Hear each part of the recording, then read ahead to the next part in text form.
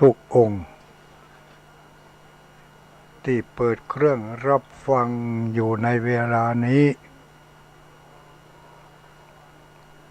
พร้อมกันนี้ก็ขอเจริญสุขเจริญพรสวัสดียามค่ำคืนมายังอุบาสกอุบาสิกาพุทธบริษัททั้งหลายทุกผู้ทุกคน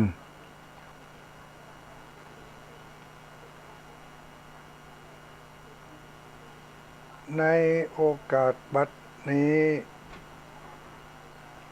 ถึงเวลาที่ท่านทั้งหลายจะได้ยินได้ฟัง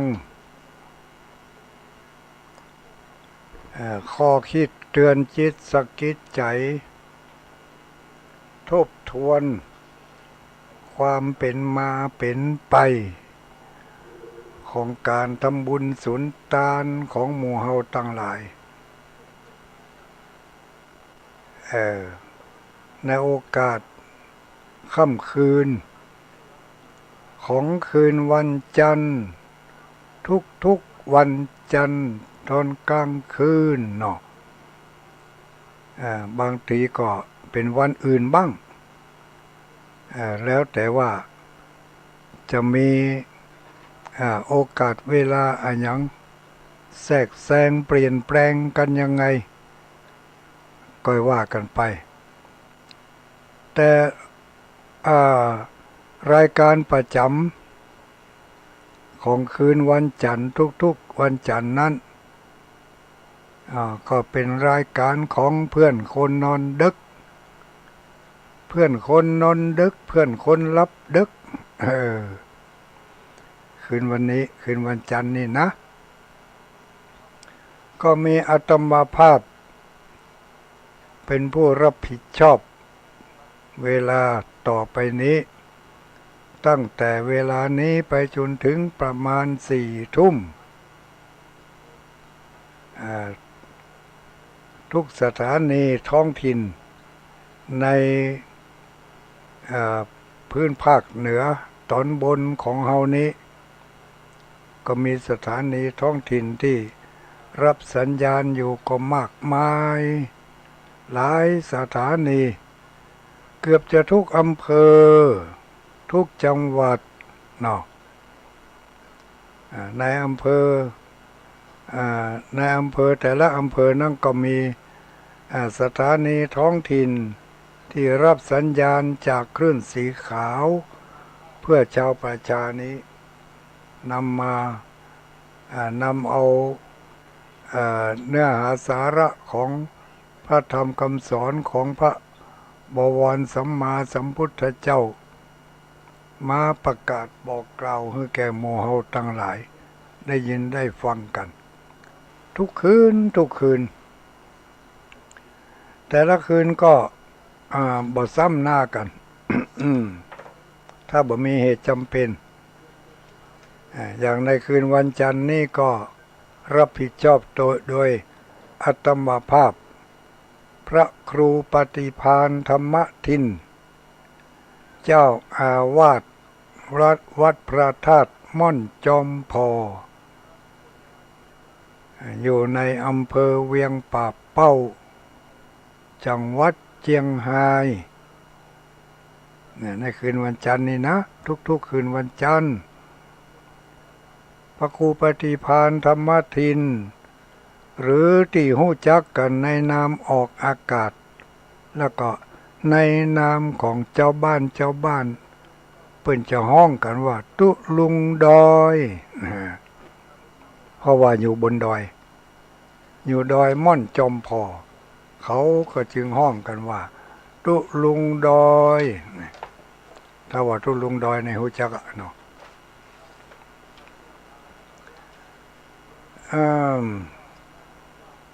ขอประกาศอนุโมทนาขอบคุณขอบใจมายังสถานีทุกที่ทุกแห่งทุกคลื่นทุกความถี่ที่รับสัญญาณจากคลื่นสีขาวไปในเวลานี้เนาะ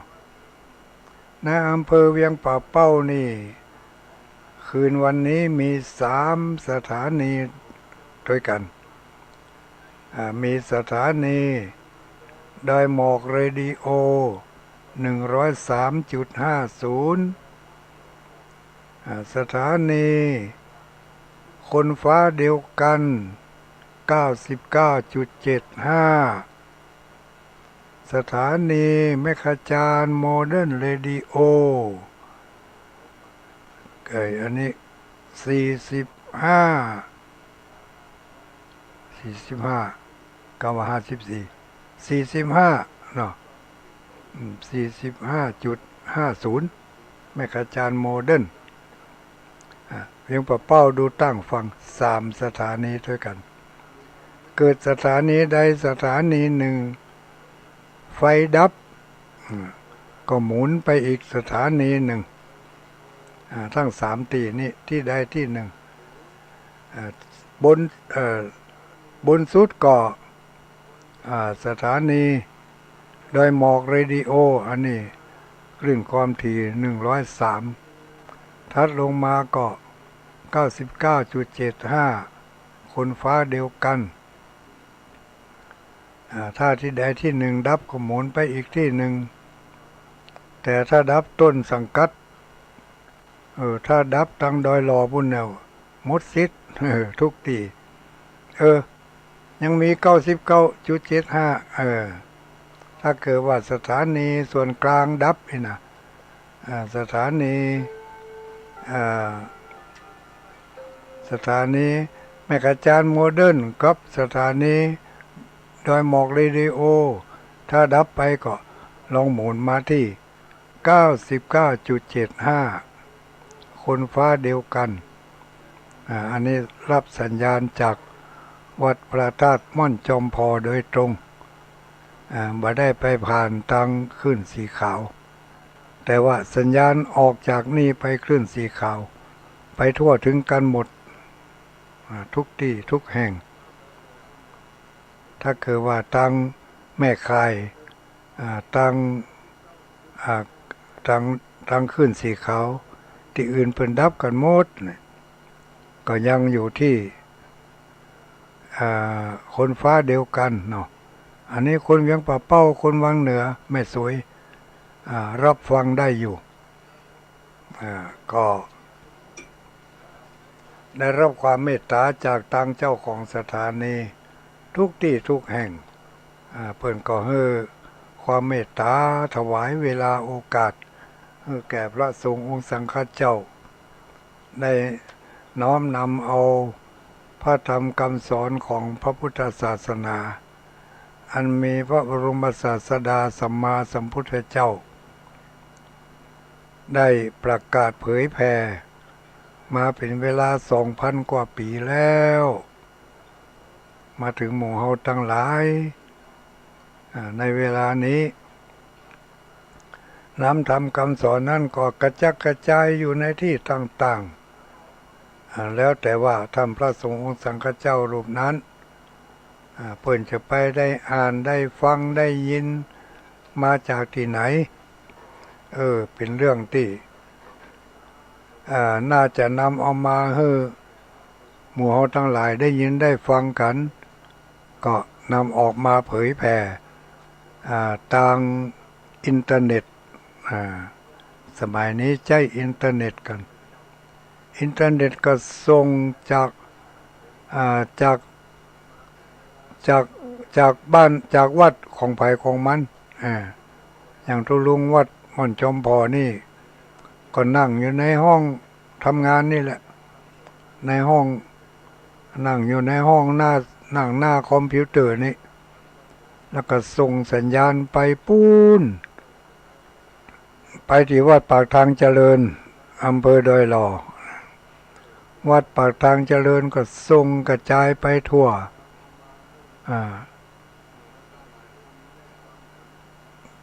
ทุกจังหวัดเนาะทั่วทุกจังหวัดตั้งแต่เมืองแป่เมืองน่านขึ้นมาถึงลำปางลำพูนเชียงใหม่แม่ฮ่องสอน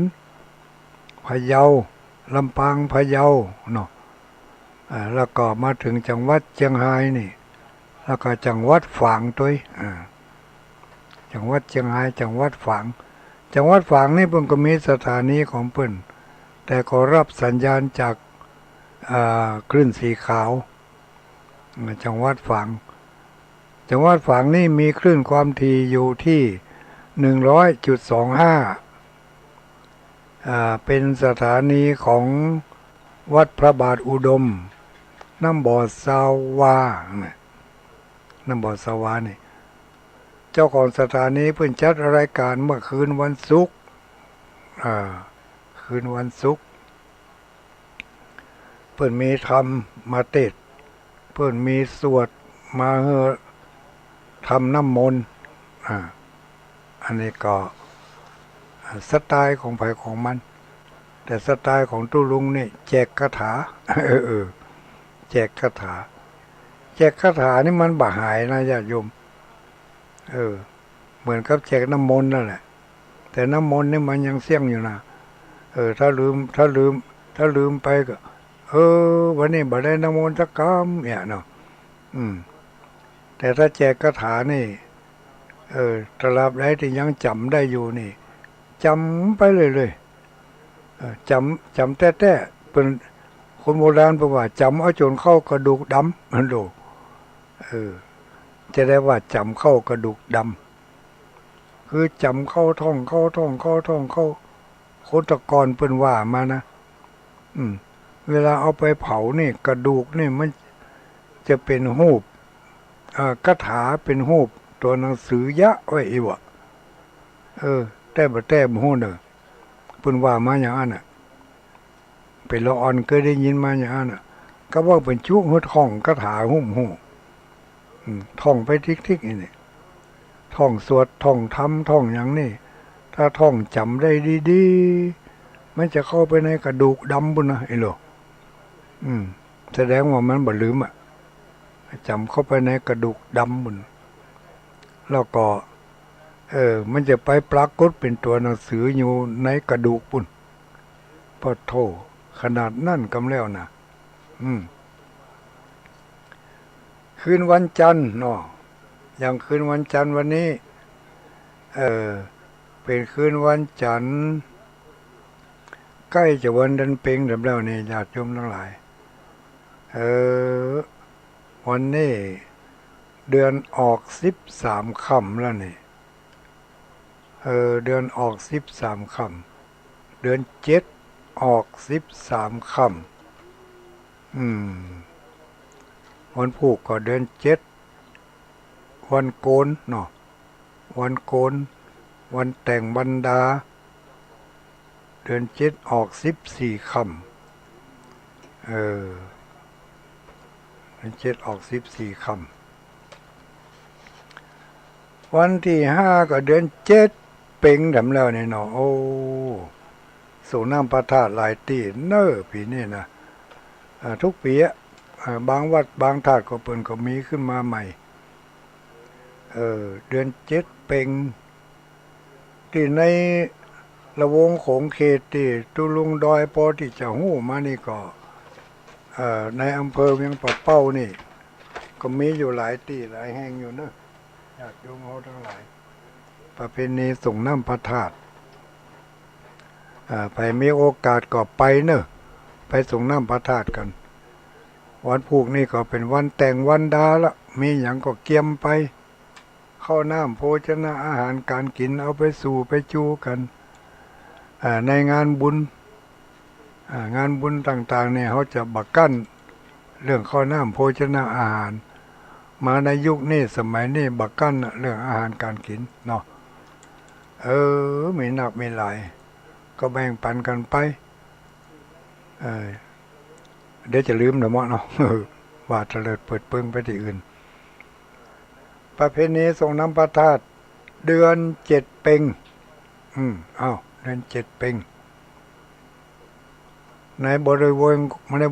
ณของเขตอำเภอเวียงป่าเป้านี่ก็มีถ้ารับทับใกล้นี่ก็มีวัดป่าแดงนะวัดป่าแดงนี่ก็อยู่ในเขตเทศบาล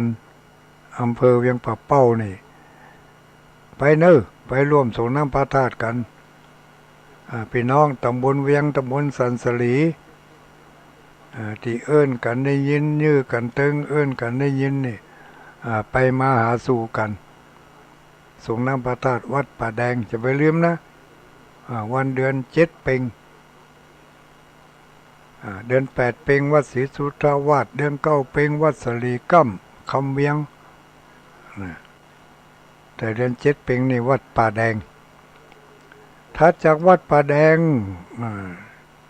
ก็มีวัดลังกาวัดลังกาวัดลังกาแต่ก่อนเป็นว่าวัดบ้านแพะเอโลมาเดี๋ยวนี้ถ้าไปว่าวัดบ้านแพะนี่ไม่ได้กินน้ำมันนะเพิ่นจะบอกน้ำมาสู่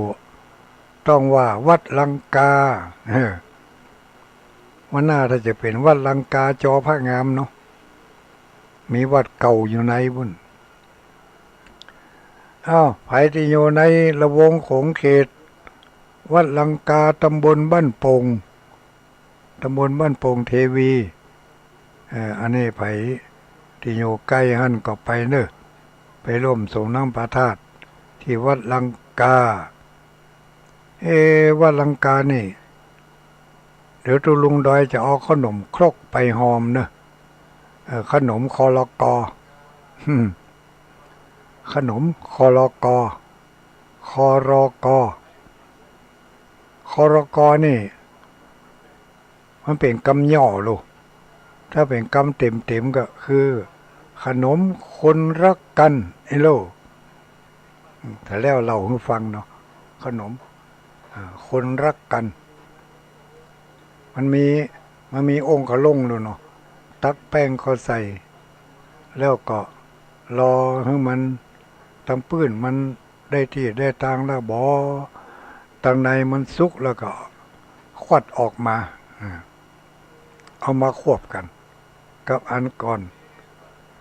ควบกันได้2 อันขนมครกนี่มัน2 อันควบกันมีกำอย่างพี่เบาหุ่มล้มป้อมแป้มเขาว่ากันผมว่าเนาะขนมครกคอลกอคนรักกันแต่ขนมครกนี่มันไม่ผักเดียวนะเนาะขนมครกไม่ผักเดียววันที่5ที่วัดลังกามีประเพณีส่งน้ำพระธาตุ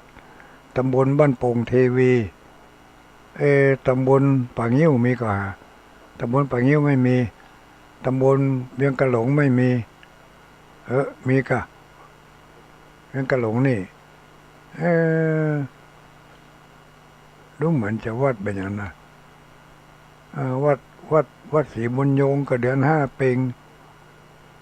วัดบ้านดงก็เดือน6 เพ็งวัดสมณเขตมันได้โมโหเด้อลืมไปแล้ววัดสมณเขตวัดสันขี้เล็กแล้วก็วัดเป็นกะหลงบุญญารามเนาะ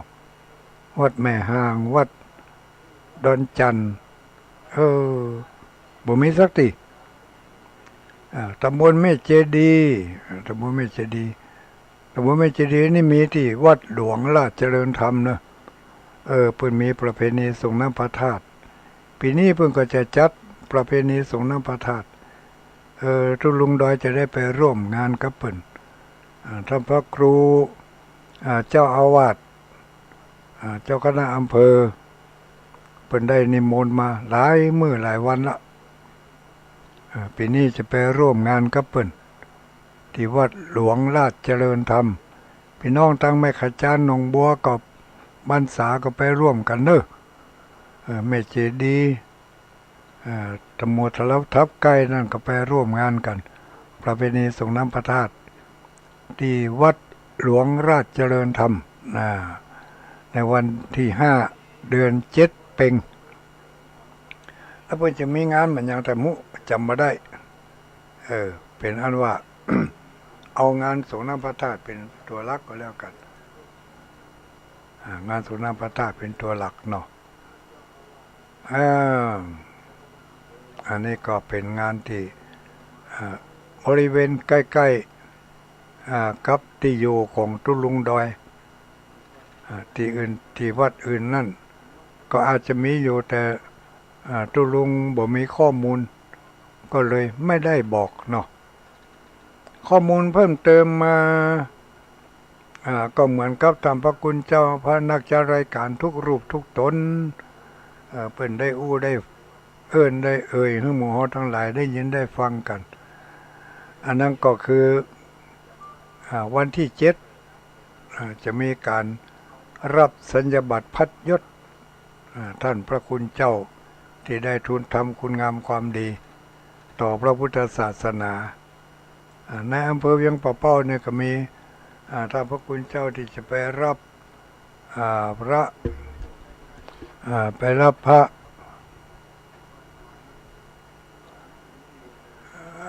ไปรับพัดสัญญาบัตรพัดยศเนาะ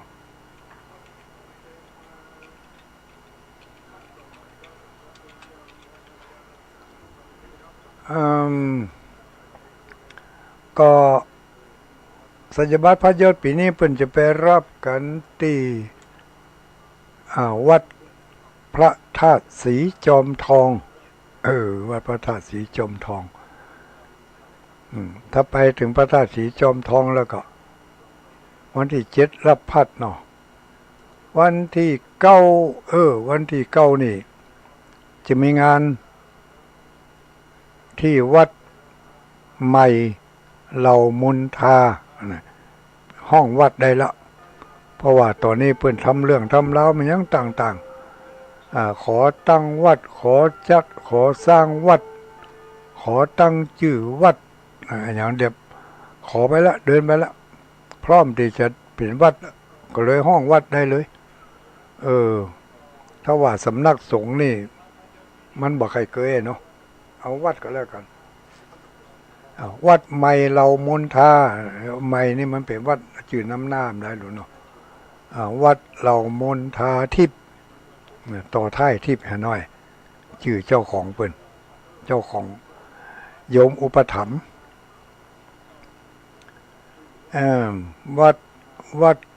วัดใหม่มนทาทิพย์วัดใหม่เรามนทาทิพย์มียังไม่นักอันใดกันแน่วัดใหม่เรามนทาทิพย์ก็แล้วกันวันหน้าก็ตัดใหม่ออกเห็นก็เป็นวัดเรามนทาทิพย์อันนี้จะมีงานถวายสักการะปูชาคารวะดำหัวพระสงฆ์สังฆเจ้าพระนักจารายการและพระเถระมหาเถระผู้อุปถัมภ์รายการทางสถานีวิทยุคลื่นสีขาวของเรานี้จะไปจุมนุมกันเปิดโอกาสให้ศรัทธาญาติโยมได้ไหว้ได้สาได้สักการะบูชาแล้วก็ได้ได้ตักได้ถามแล้วก็ได้มีโอกาสได้ขอขมาการวะตลอดจนถึงมุทิตาสักการะเนื่องในโอกาสที่มีอายุสุขภาพร่างกายสมบูรณ์แข็งแรงมาจนถึงวันที่9 เมษายนพุทธศักราช2566นี่พระเถระรูปใดที่ ไปหันใดก็แสดงว่าสุขภาพร่างกายก็ยัง เป็นที่ชื่นอกชื่นใจอยู่เนาะอันนี้ก็วันที่9เนี่ยศรัทธาญาติโยมเฮาทั้งหลายมีโอกาสอันนี้บ่ได้จำกัดในวงเนอะทุกที่ทุกแห่งทุกที่ทุกทาง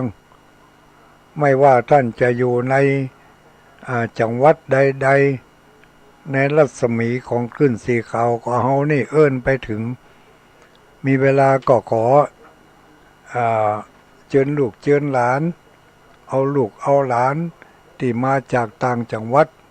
ขอเขาไปส่งอีแม่กำไปส่งอีพ่อกำเพราะว่าปีหนึ่งก็มีครั้งเดียวที่เขาจะได้ไปพบไปปะกันที่วัด ที่ที่ชุมนุมกันของพระสงฆ์พระนักจัดรายการเนาะที่วัดใหม่เหล่ามนทาปีนี้จัดในวันที่9 เดือนเมษายนเป็นวันที่นัดการวะสมาการวะดำหัวจะได้ว่าต้องมาจัดวันที่9ยังบ่จัดวันที่มันโป้นปีใหม่ไปแล้วเนาะคือญาติโยมทั้งหลายเมื่อมันค่อยขวบแล้วก็มันใกล้ๆฮะก็เอาเวลาแจ้วันใดก็ได้ที่มันใกล้ๆกับปีใหม่เนี่ยนะปีใหม่อย่างกับเขาจะทำบุญ100 วันนี่ก็บางคนก็บอกว่าทุลุงวันที่10น่ะจะครบ100 วันที่พ่อตายนะแต่ว่าในวันที่10นั้นหมู่เจ้าเขาหมู่ผมเขาบ่ให้มีเวลาบ่ได้มาพร้อมกันพวกเขาจะทำวันที่5ได้ก็นี่วันที่5เนี่ยที่จะถึงเนี่ย บัดทันถึงวันที่10นี่จะได้ก็ทำบุญ100 วันน่ะก็เลยบอกเขาไปว่าเอาอีกก็แล้วกันมันใกล้ๆกับวันที่เพิ่นตายวันที่เพิ่นเผานั่นแหละมันจะครบ100 วันวันใดก็ได้เนอะก่อนจะถึงวันครบกำหนดสัก4-5 วันก็ได้ถ้าสู่ขอพร้อมกันหรือว่าจะเลยไปสัก5 วัน10 วันก็ได้ถ้าสู่ขอพร้อมกันวันใดบัดตรงเป๊ะก็ไม่เป็นไรยืดหยุ่นเปิ้นเรียกว่ายืดหยุ่นเอาความสะดวกสบายของผู้จัดให้มันได้เหมาะสมกันจะดีกว่าขีดเส้นตรงเป๊ะแต่เวลามันบ่ได้มันบ่พร้อมกันคนหนึ่งอยู่กรุงเทพคนหนึ่งอยู่ภูเก็ตลูกแต่คนหนึ่งอยู่นครราชสีมาเนาะมันไกลกันคนที่คนต่างแต่มีวันหนึ่งเขาเกิดมาพร้อมกันเอาเลยเอาวันนั่นเลยเป็นวันที่นัดร่วมทำบุญถึงแก่ผู้ที่มีอุปการะจะอ้างเอาวัน100 วันก็ได้ หรือว่าครบวันเกิดของเปิ้นก็ได้ครบวันตายของเปิ้นก็ได้เมื่อได้มาจุ่มนุมกันแล้วก็ถือโอกาสนั่นให้เลย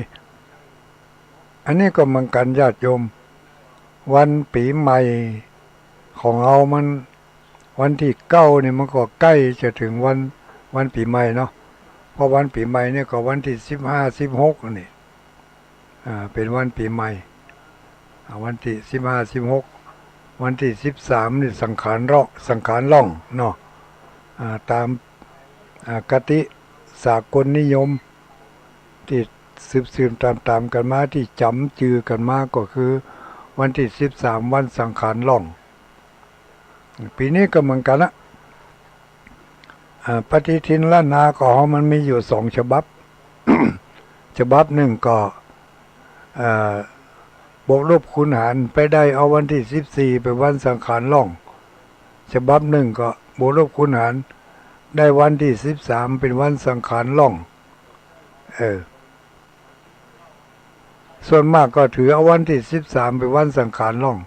เพราะว่ามันไปตรงกับทางหน่วยงานทางราชการทางราชการนี่กำหนดเอาวันที่13เป็นลักกระด้างบ่ได้บวกบ่ได้ลบอย่างนั้นนะถือเอาวันที่13เมษาเป็นวันสงกรานต์วันมหาสงกรานต์เนี่ยวันสงกรานต์ก็คือวันสังขารล่องนั่นเองนี่ก็วันสังขารล่องวันที่13แต่เขาจัดกรวะดำหัววันที่9ทั้งนี้และทั้งนั้นเพื่อจะ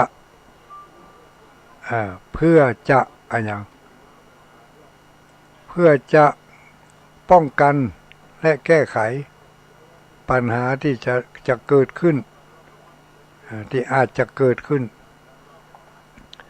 ปกติแล้วการไปการวะดำหัวนั้นจะเริ่มตั้งแต่วันที่15เป็นต้นไปละวันที่15เป็นวันพญาวัน เออตอนเจ้ามามีการไปทำบุญตักบาตรตานจ่อตานตุงตานเจดีย์ทรายตานวันที่15นั่นลูกแล้วก็มีการใส่บาตรวันที่15นั่นปล่อยนกปล่อยปลาปล่อยปูปล่อยหอยปล่อยสัตว์มีชีวิตในวันที่15นั่นแล้วก็ยังมีการภาคบ่ายมาจนถึงภาคแรงก็ไปดำหัวคนเฒ่าคนแก่อันดับแรกก็เงือดำหัวคุณพ่อคุณแม่ก่อนนะดำหัวพ่อเฮาแม่เฮาอุ้ยเฮาให้ก่อนอันดับแรกก็คือเฮาจวนลูกจวนหลานของเฮาเนี่ยไปดำหัวพ่ออุ้ยแม่อุ้ยของเฮาเฮาฝังหีดปลูกประเพณีอันนี้ไว้ในจิตสำนึกให้แก่ลูกแก่หลานของเฮาให้เขาได้จำหีดจำห้อยอันนี้เอาไว้วันที่15มาค่ำมาแรงมาก็ดาน้ำซุ่มปล่อยเขาตอกดอกไม้เป็นเครื่องใจเครื่องกินถ้าได้เตรียมไว้ก็เตรียมมาแล้วก็เอาใส่ขันใส่พานใส่ซ่าใส่เปียดหั่นเอาไปหาปู่อุ้ยแม่อุ้ยข้อสำคัญต้องจวนลูกจวนหลานไปโดยอย่าไปคนเดียวอย่าไปคนเดียวให้เขามีส่วนร่วมอย่างน้อยๆก็ให้เขาได้กำได้ติ้วอันนั้นอันนี้ไปที่มันบ่เป็นอันตรายน้ำซุ่มปล่อยแม่อุ้ยมันกำแม่มันกำเหียน้ำขมิ้นซุ่มปล่อยแม่มันกำพ่อมันกำไปแล้วก็จวนกันไปขอจุกขอพรจากปู่อุ้ยแม่อุ้ยเมื่อไปถึงแล้วก็ให้เอาเครื่องครัวอาหารการกินขนมนมเนยยารักษาโรคอันนี้สำคัญเนอะบอกมากูปีเนาะยารักษาโรคอาหารเสริมนี่ประจำเป็นก็อย่าไปเอาไปเอายารักษาโรคปัจจุบันน่ะยาหอมยาลมยาดมยาหม่องยาแก้เจ็บยาแก้เจ็บหัวเจ็บท้องหมูเนี่ยยาธาตุนี่สำหรับคนเฒ่าคนแก่เอาเครื่องเขาเรียกว่าเครื่องอะไรสุขภัณฑ์ก็ถูกอะเครื่องเวชภัณฑ์เครื่องเวชภัณฑ์เครื่องครัวยาต่างๆเหล่านี้ต้องหาติดมือไปตัวเนอะลูกหลานเขาทั้งหลายจะไปลืมนะจะไปละยาน่ะเฮาเฮือยาเป็นทานเฮือแก่ป่ออุ้ยป่อเฮาแม่เฮาอุ้ยเฮาเปิ้นเจ็บเก้าเมาหัวมาค่ำมาคืนหรือบางทีก็กัดต้องเสียบต้องหาวเนี่ยยาแก้กลิ่นพิษก็อย่างกันนี่ให้มันครบชุดไปเลยจัดเตรียมไว้ตั้งแต่บัดเดี๋ยวนี้วันพูดก็ไปซื้อไว้ฮะซื้อไว้แต่น้อยไม่ใช่มีขายตีเดียวมันมีหลายตีหลายตังเอามาเปาะกันไว้เก็บรวบรวมไว้เอาของจำเป็นเรานี่ผ้าขนหนูผ้าเจ็ดปากผ้าเจ็ดหน้าแต่ถ้าเปิ้นขาดวิทย์ผ้าห่มเสื้อผ้าก็เสาะหามาไว้เก็บไว้ปีใหม่มาเขาจะได้เอาไปให้เปิ้นเอาไปเป็นเครื่องสุมาการวะนะหนึ่งในนั่นก็คือจะไปลืมยารักษาโรคนี่มันเป็นสิ่งจำเป็นก็ต้องกัดผมมาค่ำมาคืนไปหาหมดหาหมอก็บ่ตันห้องลูกห้องหลานก็พากันรับไปให้หมดเนี่ยเนาะเจ็บท้องมาอยู่เงาเนี่ยจะได้ก็มาจังเนี่ยคือจะได้ยาที่อีน้อยมันเอามาเมื่อวันปีใหม่นั่นน่ะเอามาลูกก็ไปเปียมาแก้คัด ปฐมพยาบาลเบื้องต้นได้ไปหันแล้วเจ็บต้องเสียบต้องนี่ยาธาตุน้ำแดงยาธาตุน้ำขาวยาแก้โรคกระเพาะนี่มันเป็นยาสามัญประจำบ้านนะยาใส่แผลยาใส่แผลข้อแนะนำอย่างหนึ่งเนอะ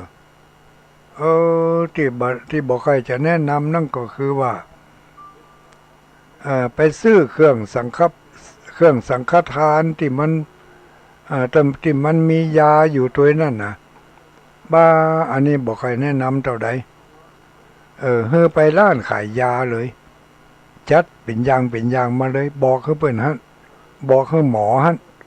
เภสัชกรที่เปิ้นขายเปิ้นอยู่ประจำร้านขายยาน่ะบอกว่าจะจัดยาชุดไปให้คนเฒ่าคนแก่มียาอย่างพ้องหาขอจัดให้ชุดเนาะเปิ้นพอที่จะหู้จะเดาออกถ้าเปิ้นจัดมาแล้วพอแล้วมันยังบอกครบเด้อก็บอกเขาเปิ้นยาเมืองยาไทยใจได้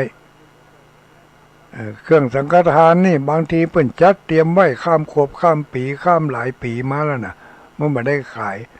แต่ถ้าถึงเวลานี่มาเปิ้นยกออกมาตั้งแล้วก็เอามาขายเฮาตัวลุงเคยเปิดพอเครื่องสังฆทานนี่ที่เขาเอามาตานนี่นะคนจัดสังฆทานนี่มันฉลาดนะญาติโยมมันแกะเอาขวดยาที่อยู่ในนั้นนะแกะออกมาเป็นอย่างพร้อมครับเอากล่องเป่ามันน่ะใส่ไว้ในฮะนะแล้วก็เอาขวดทางในมาแปะทางนอกแถมพอแล้วดูเหมือนจะนักขึ้นน่ะแล้วคนที่บ่ฮู้ก็ไปซื้อเอาชุดนั่นมาเป็นเครื่องสังฆทานพอไปพอมาถามว่าชุดนี้เท่าใดนี่100 ทุลุง100ชุดนี้เท่าใดนี่เกือบ200นี่ทุลุงพอแล้วของที่มีในอันนี่บางทีนับไปนับมาราคาบ่ถึงอันนี้ห้องก็บอกว่ากันตาดีก็ได้ตาไล่ตาใบก็เสียนั่นน่ะแต่ทางที่ดีนี่เขาจะซื้ออันอย่างเขาควรจะไปจัดเอาคนเดียวจัดเป็นชุดเอาคนเดียวเครื่องสังฆทานปีใหม่นี่ไปจัดเป็นชุดเอาคนเดียวบอกให้ร้านขายหั่นจัดสังฆทานเนื้อชุดหนึ่งเอาชุดอย่างอีกนะเอาอันนั่นใส่เอานั่นใส่ถ้าห่อบาจ้างก็เฮ้ทางร้านเปิดห่อเฮ้แต่ถ้าห่อจ้างก็เอาใส่ถุงติ้วมาห่อบ้านเพอันนี้ก็จะดูดีกว่าที่เขาไปชื่อเป็นชุดสำเร็จซื้อชุดสำเร็จนี่ผ้าสบงเตี่ยซื้อที่มันอยู่ในสังฆทานนั่นนะญาติโยมทั้งหลายมันอยู่ในชุดสังฆทานนั่นนะเวลาเอามาตึงออกมานี่เต้ากับผ้าสบงที่ทุกเจ้าเป็นนุ่งเนี่ยบางทีเอามาตัด4 ชิ้นบางทีตัด6 ชิ้นก็มีถ้ามันยาวก็ตัด6 ชิ้น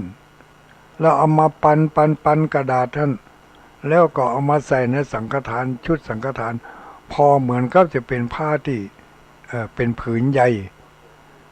แท้ที่จริงแล้วมันไม่ใหญ่เอามาใจอย่างเกือบจะไม่ได้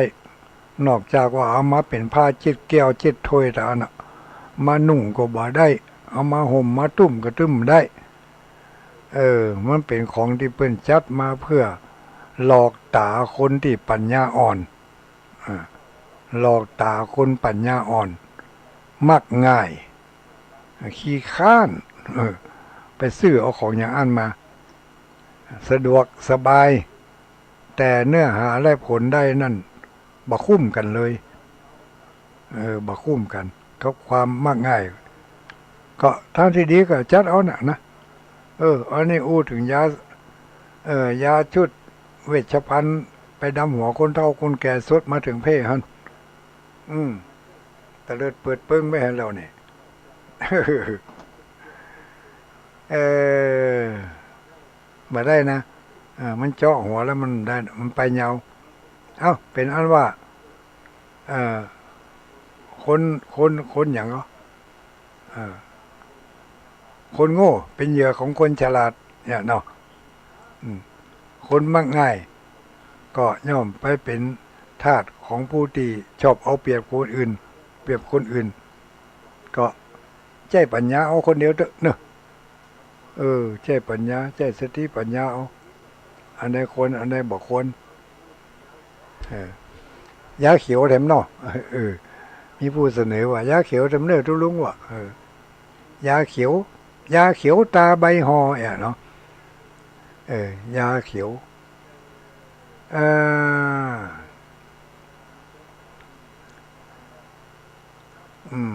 ผ้า บางมันก็ดีอยู่มันก็ดีสำหรับใช้แต่มันบอกคุ้มมันบอกคุ้มก็ตอนที่เอาไปซื้อถามเขาว่าอันนี้ซื้อชุดอะไรนี่ห่อผ้าบางสุกุลนี่ชื่อผืน60 บาทตุลุงเนี่ยเอามาเตะถึงพอเป็นผ้าสบงตัดกึ่งเนี่ยมันบอกคุ้มกันนะ60 บาทมันน่าจะนุ่งได้กะอันนี้มันนุ่งไม่ได้เนาะอ่า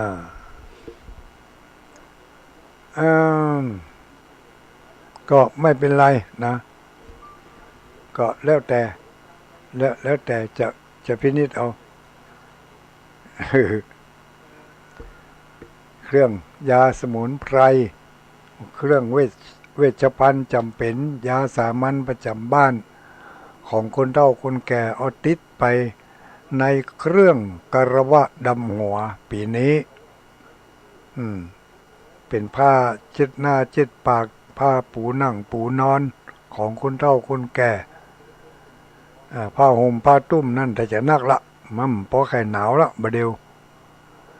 แต่ก่อนนี่มันหนาวไปถึงเดือน7บะเดียวนี่ขนาดเดือน3เดือน4แต่มันยังมาหนาวเอาผ้าที่ใจที่มันจังใจบ่อยๆเนาะผ้าเช็ดหน้าเช็ดปากผ้าเช็ดตัวผ้าเช็ดตัวในวันนั้นก็ว่าไปกำเนาะถ้าจะเอามาถวายทั้งวัดทั้งวานี่ก็พระจะไปจำกัดสีนักขเจน จำกัดกับสีเหลืองเนี่ยเอามาถวายทุกเจ้าต้องนุ่งสีเหลืองก็บางทีมันไม่จะได้นุ่งบางทีไม่จะได้ใจนายญาติโยมเก็บไว้ผ้าบางผืนปมขั้ว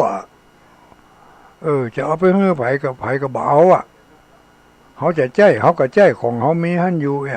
ก็เลยเก็บไว้เอาอันใหม่มาใจติ๊กอันเก่าก็อยู่หันเฮ้อไผกับเบอเฮ้อมาได้เขามาเอามันเป็นผ้าเหลือง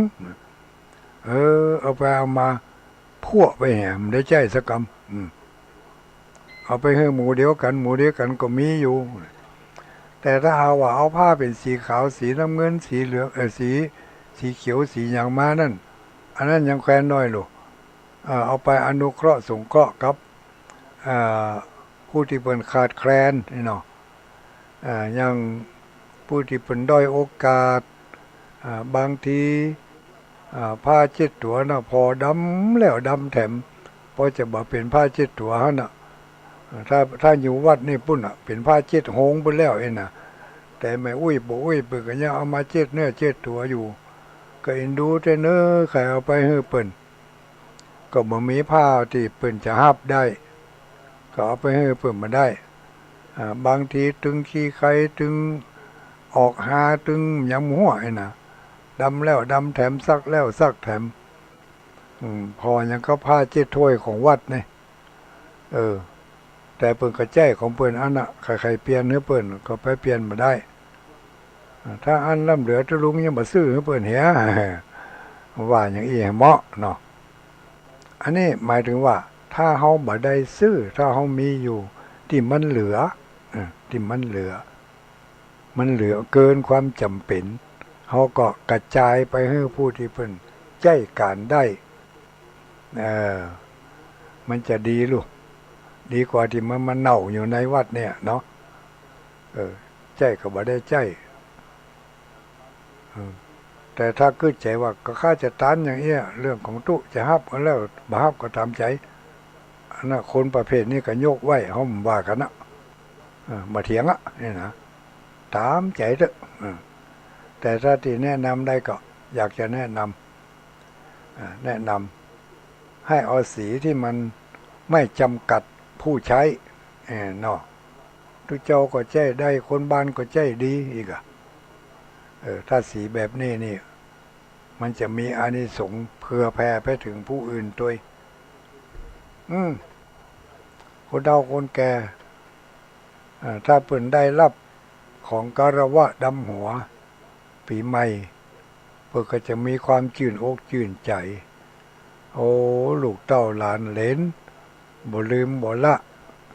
จารีตหีดหอยนะเพื่อมาใจดีใจเพราะได้ของเรานั่นนะอันนี้พึงทำความเข้าใจปอยไม่โอ้ยที่ฟังอยู่เมื่อแล้วเนี่ยเอามาเป็นผู้รับประกันได้เลยนี่ น้องอุ้ยเนาะที่อุ้ยได้รับที่อุ้ยดีใจที่เขามาเอาเครื่องมาคารวะดำหัวนี่นะ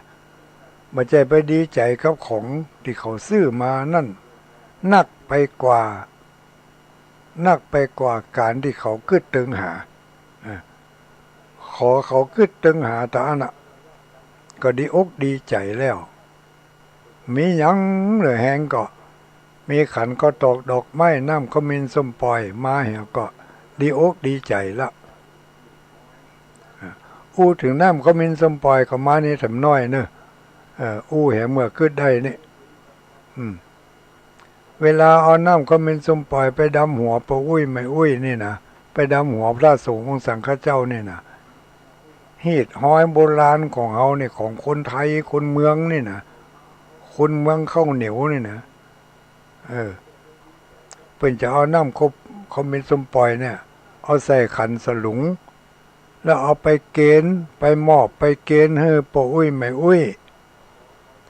ปะอุ้ยไม่อุ้ยก็รับของนั่นแล้วก็จะเอามือจุ่มน้ำส้มปล่อยแล้วเอาไปลูบหัวเปิ้นว่าดำหัวเอาน้ำส้มปล่อยไปลูบหัวคนเดียวเปิ้นเฮาบ่ท่าเอาไปโหดหัวให้เปิ้นนะบางคนเนี่ยเอาน้ำส้มปล่อยไปโหดหัวให้ปะอุ้ยเขปะอุ้ยนั่งลงจะเอาน้ำส้มปล่อยดำหัวบ่ใจฮีดเปิ้นน่ะเด้อนั่นน่ะผิดแล้วก็ปะอุ้ยไม่อุ้ยยุคมันอย่างนี้เขาเรียกวันเดียวนี่ยุค iPhone เนาะปะอุ้ยไม่อุ้ยยุค iPhone นี่ก็จะไปโล่นตัวเขาเช่นอันใดที่เขาเนี่ยบ่ถูกก็บอกของเขาเวลาเขาเอาน้ำส้มปล่อยมาเขาจะบอกว่าอุ้ยยื่นมือมาลูกหลานจะดำหัวอุ้ยจะเอาน้ำหดมือนี่นะอุ้ยจะไปยื่นมือให้เขาเนอะบอกให้เขาเห็นว่าเอาน้ำใส่สลุงมาต่อเอามาเกณฑ์อุ้ยแล้วอุ้ยก็จะได้เอามือจุ่มน้ำเป็นส้มปล่อยนั่นจุบหัวแม่อุ้ยปะอุ้ยแล้วปะอุ้ยแม่อุ้ยก็ว่าคาถาเสร็จแล้วอุ้ยก็เป่าคาถาลงในน้ำส้มเป็นส้มปล่อยให้หนาว่านะโมพุทธายะสิทธังนะหลุดโมถอนพุทธถอดทารุดยะตกสหายเป่าใส่น้ำส้มปล่อยหันพุทโธเศธโธติโลกัสมิงสปะสตานังเป่าใส่น้ำส้มปล่อยหันก็เป็นน้ำมนต์อันศักดิ์สิทธิ์จากวาจาอันศักดิ์สิทธิ์ของปะอุ้ยไม่อุ้ยจะเป็นน้ำมนต์ที่ศักดิ์สิทธิ์นะโมพุทธายะสิทธังเป็นน้ำมนต์ที่ศักดิ์สิทธิ์แล้วอุ้ยก็เอาดอกไม้ก้านยาวๆหน่อยที่ขอใส่ขันใส่พานมานั่นน่ะเอาดอกไม้นั่นน่ะจุ่มลงน้ำส้มปล่อยแล้วก็เอาพระผายให้เขาเอาหดหัวเอาไปทรายใส่หัวเขาเป็นการปัดเคราะห์ปัดภัยนะหลุดโมถอนพุทธถอดทารุดเนี่ยตกสหายลูกหลานมีเคราะห์มีภัยเสนียดจันไรเคราะห์หามยามให้ทั้งหลายก็เฮือระงับครับหายไปด้วยพุทธมนต์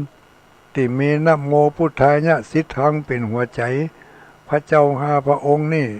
ขจัดปัดเป่าลูกหลานเนอะ อุปัตวเหตุเพศภัยทั้งหลายจะได้มาก้ำกายเบียดเบียนตั้งแต่วันนี้ยามนี้ก็ให้มีความเป็นอยู่สุขเสถียรเที่ยงเต้าตีกายุกานโดยน้ำพุทธมนต์ก็มินสมปล่อยนี่เนอะนั่นก็เป็นน้ำมนต์แล้วลุงนั่นนะแล้วก็ลูกหลานได้น้ำมนต์แล้วก็จะมีความศักดิ์สิทธิ์น่าจะไปเอาไปเล่นนะมันจะว่าพอเปิ่นวางเสร็จแล้วก็เอาน้ำเอาสลุงน้ำส้มปล่อยมาเอามือกระจุมวักหดคนนั่นวักหดคนนี่อันนี้เอาไปเล่นเห็นแล้วเสียแล้วเนอะเสียละบดีละรู้ไปแหะมันรู้ไปแหะมันไม่ได้ลุดสักคำเป็นว่ารู้ไม่ได้หลุดมันรู้จะไปเอาไปเล่นถ้าจะให้มันซักซีก็เขาก็ไปซ่อขันของแม่มาเอามาให้มาเกยมาเปลี่ยนหั่นเอาน้ำส้มปล่อยไปให้เปิ้นไหว้หั่นเปิ้นจะเอาไว้กี่วันกี่เดือนเรื่องของเปิ้นเขาเอาไปให้เปิ้นแล้วเปิ้นเอามากับมาเป็นน้ำมนต์ฮดหล่อให้แก่หมู่เฮาทั้งหลายก็เป็นของศักดิ์สิทธิ์อัญญมัญญปัจจโยเป็นปัจจัยซึ่งกันและกันเอาน้ำขมิ้นส้มปล่อยไปเอาเครื่องอุปโภคบริโภคไปให้เพิ่นได้กินได้ใจกันยิบขึ้นมาแจ้ก็นึกถึงหน้าเฮาอันนี้กันยิบขึ้นมาแจ้ก็คิดถึงหน้าเฮากันเสียบต้องขึ้นมาก็คิดถึงหน้าเฮาหน้าลูกหน้าหลานนะยาอีน้อยมันเอามาเฮือวันนั้นไปไหนฮะเนาะยาแก้เจ็บหัววันนั้นมันเอามาเป็นเครื่องดำหัวเฮาอยู่นะเอาไปไว้ที่ไหนนี่เจ็บหัวเงี้ยน้ำยาล้างตาด้วยเนอะสมัยนี้เอาน้ำยาล้างตาออบตันด้วยก็ได้นะเพราะว่าจะได้ฝุ่นละอองนี่กะผีไม้นี่มันจะเสี่ยงบ่ฮู้เนี่ยฝุ่นละอองอย่างก็ PM อย่างเนี้ยขี้ฝุ่นเนี่ยถึงมื้อถึงวันนี่ขี้ฝุ่นเข้าหน้าเข้าตาแสบหมดแจ้น้ำยาล้างตาแหบอกวิธีใจให้เพิ่นแหแต่ถ้าตาของเฮามันบ่มีบาดมีแผลนะใจน้ำเกลือเนี่ยใจเกลือธรรมดาเนี่ยเกลือยาวเกลือสั้นเนี่ยเอาแจ่ในน้ำอุ่นหั่นแจ่ในน้ำอุ่นหั่นแล้วก็ไปแจ่นักกระเจนก็เอาหมอกมันเค็มจะลำจะแกมในกระเพาะแล้วก็เอามากรองให้กำหนากรองด้วยผ้าขาวสะอาดเสร็จเรียบร้อยแล้วเอาน้ำแจ่เกลือนั่นเอามาล้างตามืนตาในน้ำเกลือหั่นเต้าใสจ่องควังเลยแต่ถ้าบ่มั่นใจก็ไปซื้อโอกาสพุ่นน้ำยาล้างตาอันนั้นมันของมาตรฐานเปิ้นเอามาไว้ให้เปิ้นเฮียล้างหูล้างตาน้ำยาล้างหูก็มีแต่ต้องบอกวิธีใจเพิ่นนะบางทีบอกวิธีใจเพิ่นนะก็ใจไปเลยก็ยุ่งนะไปโรงพยาบาลเปิ้นบอกว่ายานี่ ให้กิน3 เวลาหลังอาหารเนี่ยฟังบะทีเนาะฟังปิกยานี่ให้กิน3 เวลาใกล้จะกินข้าวแล้วใกล้จะกินข้าวแหมค่ำเปียได้ขวดยาก็ลงเฮือนไปจะไปไหนจะไปกินยานะก็ยังบ่กินบ้านนี่หมอบอกให้กิน3 เตื้อหลังวิหารวะกูจะไปวัดก่อนกูจะไปกินยาหลังวิหารบุญ บุญพี่น้องบ้านใดหมู่พ่อบ้านใดหมู่ก็ว่าคนที่นั่งที่ห่มหูนี่เพิ่นบอกให้กินหลังวิหารวะเอาไปกินหลังวิหารบุญเพิ่นว่าหลังอาหารไม่ใช่หลังวิหาร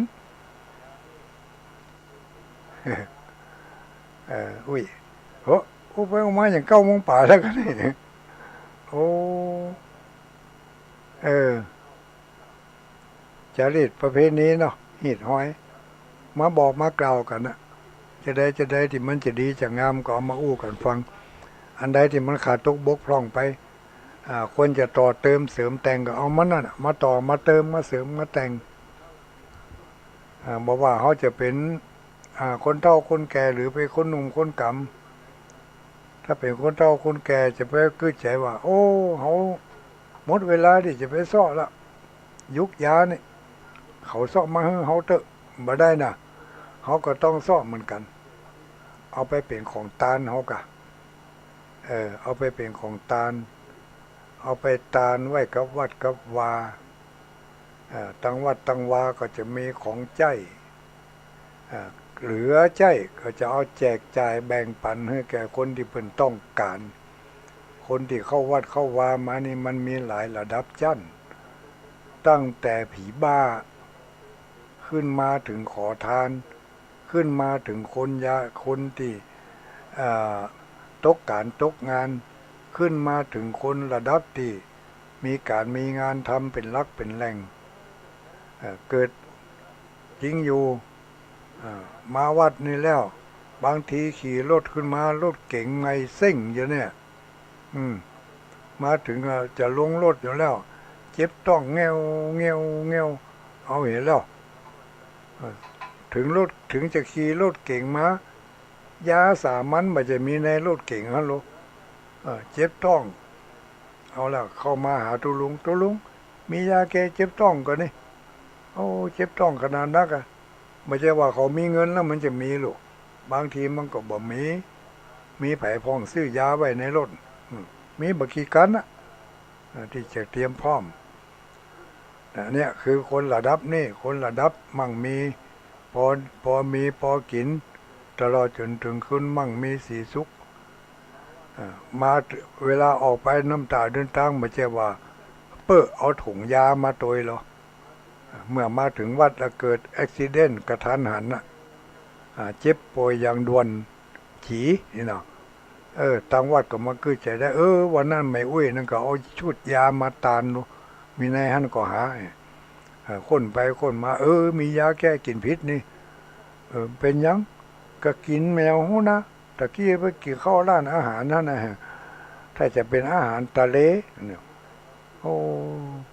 เอายาแก้กลิ่นพิษตำให้กินเท่าไม้ยุ่งเท่ายาทุลุงดีได้ให้แน่ที่จริงมันจะยาทุลุงยาแม่อุ้ยนะเอามาตานแต่อันนี้ก็มันจะว่าแม่เป็นแม่อุ้ยแล้วบัดจำเป็นต้องซ่อหายาก็ได้นะเอาไปตานกับการที่เขาเอาไปทำบุญทำทานนี่มันจะเป็นปัจจัยลูกจะยากให้เขาทานยาก็จะยากให้เขาโรคภัยไข้เจ็บบ่มาเบียดเบียนถึงแม้ว่าโรคภัยไข้เจ็บมาเบียดเบียนเกิดว่าเขาไปเจ็บเป็นเย็นอุ่นที่อื่นที่ไกลก็ซอกหายุกหายาได้ง่ายอย่างที่ว่าตะเกียขี่รถเก๋งมาเป็นหุ่นเป็นปอเลี้ยงหุ่นเป็นแม่เลี้ยงแต่งตัวพอยังกับจะนั่งในบ่ได้เนี่ยแล้วก็เกิดมาเจ็บต้องขึ้นมาแล้วนี่เนี่ยได้นะก็จำเป็นต้องกับนี่เนาะก็ต้องมาซอกหายาหายุกซอกหายุกหายาซอกหาก็ได้ง่ายด้วยนะมาถามยาทุลุงมียาให้ทันทีอันนี้เกิดจากว่าในอดีตเขาเคยเป็นผู้ที่ฮื้อยาเป็นตาลเขาไปเจ็บเป็นเย็นอุ่นที่อื่นที่ไกลก็มียุกมียาให้เขาได้สะดวกสบายอยู่บ้านอยู่จองไปหาหมอก็ไปได้ง่ายเจ็บยามลูกยามหลานเขามีโอกาสเวลาที่จะพาเขาไปโรงพยาบาลได้เจ็บป่วยเจ็บเมื่อยป่วยไข้ยามเขามีเงินมีทองเนี่ยแต่ถ้าหาว่าเขาบ่มีบุญคุ้มครองรักษาแล้วจะเจ็บจะป่วยก็เป็นเจ็บป่วยยามที่เขาบ่อยู่บ้านปุ่นนี่บ่มีไผช่วยดูแลรักษาจะเป็นเสาะยาเสาะแต่หมูหิ้งหมูควันก็บ่มี เสาะตะมูข้างฝาก็บ่มีเสาะพอตะมูในตู้ยาก็มีกระเป๋า6 โลกยาเหมือนอย่างหุใจบ่ได้มุดอายุไปเป็นหลายปีแล้วเนี่ยคือเป็นคนนี่มันบุญมันบ่ทรงบ่ได้ทานยุกทานยาเอาไว้เจ็บเป็นเย็นอุ่นก็เจ็บโดยวิบากกรรมเนาะมันมาสร้างมาตอบมาแทนบุญญกรรมในปัจจุบันก็เฮาบ่ทำไว้บ่มีการเกิดเกิงอยู่รอดปลอดภัยจากภัยอันตรายผู้ที่ยาเป็นตาลปราศจากโรคภัยมีโรคภัยก็ปันห่มปันหายกินยุกกินยากินพ่องบ่กินพ่องก็ถึงหายอย่างคนบางคนนั่นน่ะไปเอายาจากโรงพยาบาลมาแทนที่จะเอามากินถึงวันเว้นวัน 2-3 วันกินเตื้อ 4-5 วันกินเตื้อเหมือนเข้าเดือนน่ะกินเฮ็ดเตื้อยังบ่กินถึงวันยังหมอสั่งก็มันเป็นหยังนี่ มันเหลือหมอมันระยะน่ะอันนี้ญาติโยมเฮาทั้งหลายต้องคิดถึงเรื่องเหล่านี้เฮาให้สุขภาพเฮาจะได้สุขภาพเฮาให้ทานเฮาจะได้ผลของทานก็คือทรัพย์สมบัติเฮาให้ยารักษาโรคเฮาจะได้สุขภาพร่างกายเฮาเป็นผู้มีศีลเฮาจะมีสุขภาพร่างกายอดแอดโรคภัยไข้เจ็บเรื้อรังจะบ่บังเกิดขึ้นแก่เฮาเจริญเมตตาภาวนาจะยากให้เฮามีสติปัญญากึดฮอดกึดอันหยังก็รอดทะลุปุโป่งไปได้ง่ายสะดวกสบายเนี่ยผลบุญ3ประการนี่จะเกิดขึ้นแก่เฮาก็ต่อเมื่อเฮามันทำเฮาเนี่ยเฮาทำไปเจือบ่อยๆหั่นเนี่ยไปโดยกึดไปโดยข้าพเจ้าข้าวน้ำโภชนะอาหารเป็นทานก็ขอให้เป็นปัจจัยให้ข้าพเจ้ามีที่อยู่ที่กินมีอาหารการกินบ่กั้นบ่อยากบ่กลายเป็นคนเป็นโรคขาดอาหารสุขภาพร่างกายตุ้ยปีดีงามเนาะมันก็อธิษฐานไว้อันนั้นก็แต่จะไปห้ามให้เกินขอบเกินเขตเพิ่นเรียกว่าตั้งสัจจะอธิษฐานบ่ได้ไปหวังผลกับให้เกินเขตไปไม่ใช่ว่าทำบุญทอดผ้าป่าปลดนี่20 บาทขอให้ถูกหวยรางวัลที่1บ่ได้รางวัลที่1สักกำปลดนี่เพิ่นบอกว่ากองทุนนี่ปลดสินกองทุนผ้าป่าปลดหนี้เนาะ กองทุนละ99 บาทใครจะเอากี่กองทุนก็ได้บางคนก็เอาหลายกองทุนหอมผ้าป่าไปด้วย99 บาทหอมเปิดไปเหรอเอา3 กองทุนนี่3 กองทุนหอมไป300เผื่อไปเหรอ3 บาทคือจะได้แม่ก้าหวยมาขายตะกี้หอมผ้าป่าเปิดไปกองทุนละ99 บาทเอา99แล้วพอหวยออกมา99แต่หอถ้าจะได้เป็นหลายคนพวกนี้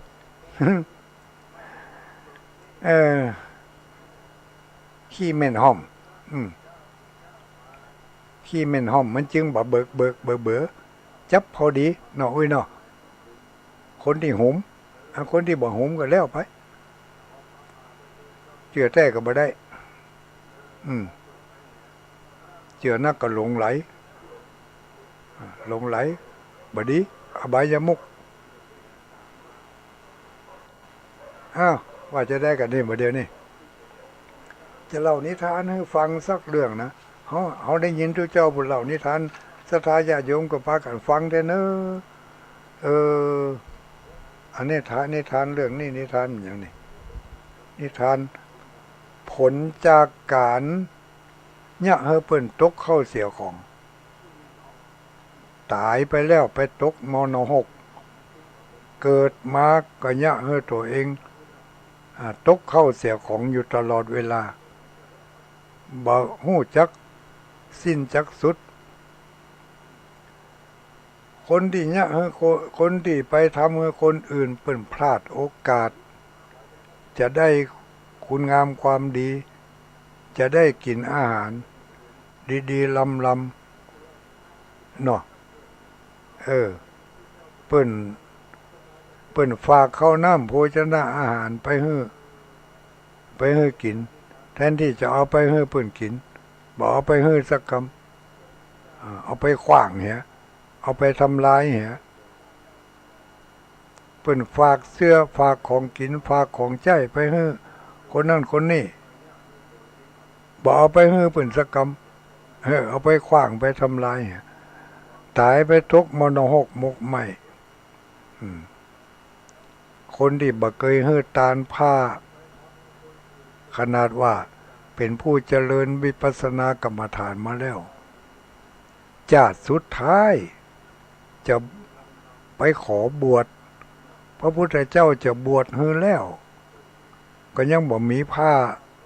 ลอยมาต้องไปเสาะผ้า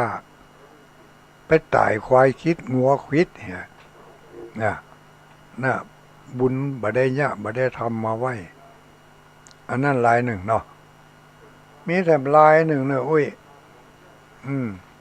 ลายนี่เกิดมาบอกกองเอาวิญญาณไปปฏิสนธิในต้องแม่ของตัวเองแต่เอาน่ะยังบัดตันเกิดเถอะนะยังบัดตันเกิดเถอะหมอนี่บอกกองว่าวิญญาณนั่นน่ะพ้นจากม.6พ้นจากการเป็นเพศเป็นผีมาแล้วบุญเก่าได้ทรงโย่ให้มาเกิดเป็นคนวิญญาณเข้ามาอยู่ในท้องแม่พอวิญญาณเข้ามาอยู่ในท้องแม่ตอนนั้นเนี่ยให้แม่ได้รับความเดือดร้อนอดกั้นอดอยากไปเสาะว่าหากินอันใดก็แค้นก็แกนเป็นเจ้าประมงหนูเป็นเจ้าประมงนี่ชอบหาเนื้อชอบหาปลาเป็นอาหารอยู่มาตึงวันสองคนผัวเมียนี่ก็ชอบว่าหากินด้วยการไปเอาเนื้อเอาปลาในน้ำในทะเลในบ่อในเหมืองนี่แหละมาขายกินเป็นอาชีพจนกระทั่งมีบ้านมีจองขึ้นมาอยู่ด้วยกันเหมือนหลายครบหลายวันเข้าก็เกิดก็มีลูกแม่แสดงอาการออกมาแล้วว่าตั้งท้องมีวิญญาณเข้ามาปฏิสนธิในท้องแล้วเริ่มตั้งแต่แม่รับวิญญาณดวงนั้นเข้ามาปฏิสนธิในท้องแม่ก็เริ่มไปเสาะหาอาหารไปเสาะปูเสาะปลาเสาะอะไรอย่างก็เริ่มวันหนึ่งที่ผ่านมาเคยได้10 ตัว20 ตัววันนี้ได้2 ตัว3 ตัวก็ยิ่งหลายวันไปก็ยิ่งหดไปไปหาปูหาปลาอันใดก็บ่ได้เล่นแค้นไปทิกไปเสาะไม้เสาะตอกเสาะอะไรอย่างมาสิจะเอาไปก้าไปขายก็เป็นอันวิตอันขาดมันอย่างมากันมาแกนบล่ำปะเหลือบ่ได้อย่างเห็นเลยหลายมื้อยิ่งหลายมื้อหลายวันเท่าใดก็ยิ่งบ่ได้ไปทิกตั้งแต่วิญญาณหมอนั่นมาอยู่ในท้องแต่เขาก็บ่ได้สังเกตว่ามันเป็นแต่วิญญาณนี่กะเพราะว่าเหตุการณ์มันเกิดขึ้นตั้งแต่เมื่อวิญญาณนั้นมาอยู่ในท้องวิญญาณคนบาปนะมาอยู่ในท้องเคยกล้าแม่นขายบ้านก็ได้กล้าขายก็บ่ได้เสาะว่าหากินอันใดก็ฝืดก็เขียมล่าตำล่าของเก่ามีอยู่ก็เอาไปขายกินเสาะของใหม่บ่ได้ก็ขายของเก่ากินไปจนกระทั่งถึงเวลาลูกที่อยู่ในท้องนั่นค่อยคบ กำหนดที่จะคลอดออกมาฐานะที่เคยมีอันจะกินเคยเคยมีเหมือนกับพี่น้องเจ้าบ้านก็เริ่มลดล่อยถอยลงเป็นคนทุกข์คนจนจากที่ว่าไปเสาะว่าหากินรับจ้างอ้างบายมาเดี๋ยวนี้กลับกลายมาเป็นคนขอทานเห็นแล้วจนกระทั่งว่าครบละอ่อนนั่นเกิดออกมาก็ยิ่งเกิดออกมาก็ยิ่งทำให้ฐานะของครอบครัวนั่นจนลงปลายบ่พอคนในหมู่บ้านก็มีการพิษกันเถียงกันงานการก็บ่มีไผใครไปจ้างไปหยังกันไปเสาะว่าหากินทั้งใดก็คืดก็ฟืดก็เขียมความแปลกใจเกิดขึ้นกับหมู่บ้านนั่นก็พากันมาคิดใจว่าบ้านเฮานี่จะต้องมีเสนียดจันไรสักหลังหนึ่งในหมู่บ้านนี่นะมีถึงหมดนั่น500 ครอบครัวก่อนในหมู่บ้านนั้นก็จึงพากันตกลงกันว่าเฮาแยกแบ่งกลุ่มกันแบ่งออกเป็น2ฝ่ายละ250หลังคาอันนี้ฝ่ายนี้อยู่ในกลุ่มนี้เนอะฝ่ายนี้หมอนี่อยู่ในกลุ่มนี้เนอะแยกกันพอแยกกันเสร็จแล้วฝ่ายที่บ่มีเสนียดจันไรนั่นก็หิมาก้าขึ้นทำมาก้าขายอันใด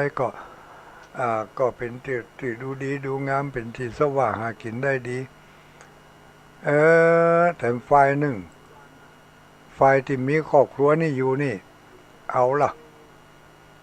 สว่างหากินอันใดก็ฟืดก็เครื่องเหมือนกับที่ผ่านมาหลายวันผ่านไปเขาก็พากันมาคือถามว่ามันต้องเสนียดจันไรอยู่ในกลุ่มของเขานี่แหละพอกลุ่มนั่นเนาะเขายังมีความเดือดร้อนอย่างกลุ่มนี้แยกพากันแยกแถมแยกครอบครัวแยกออก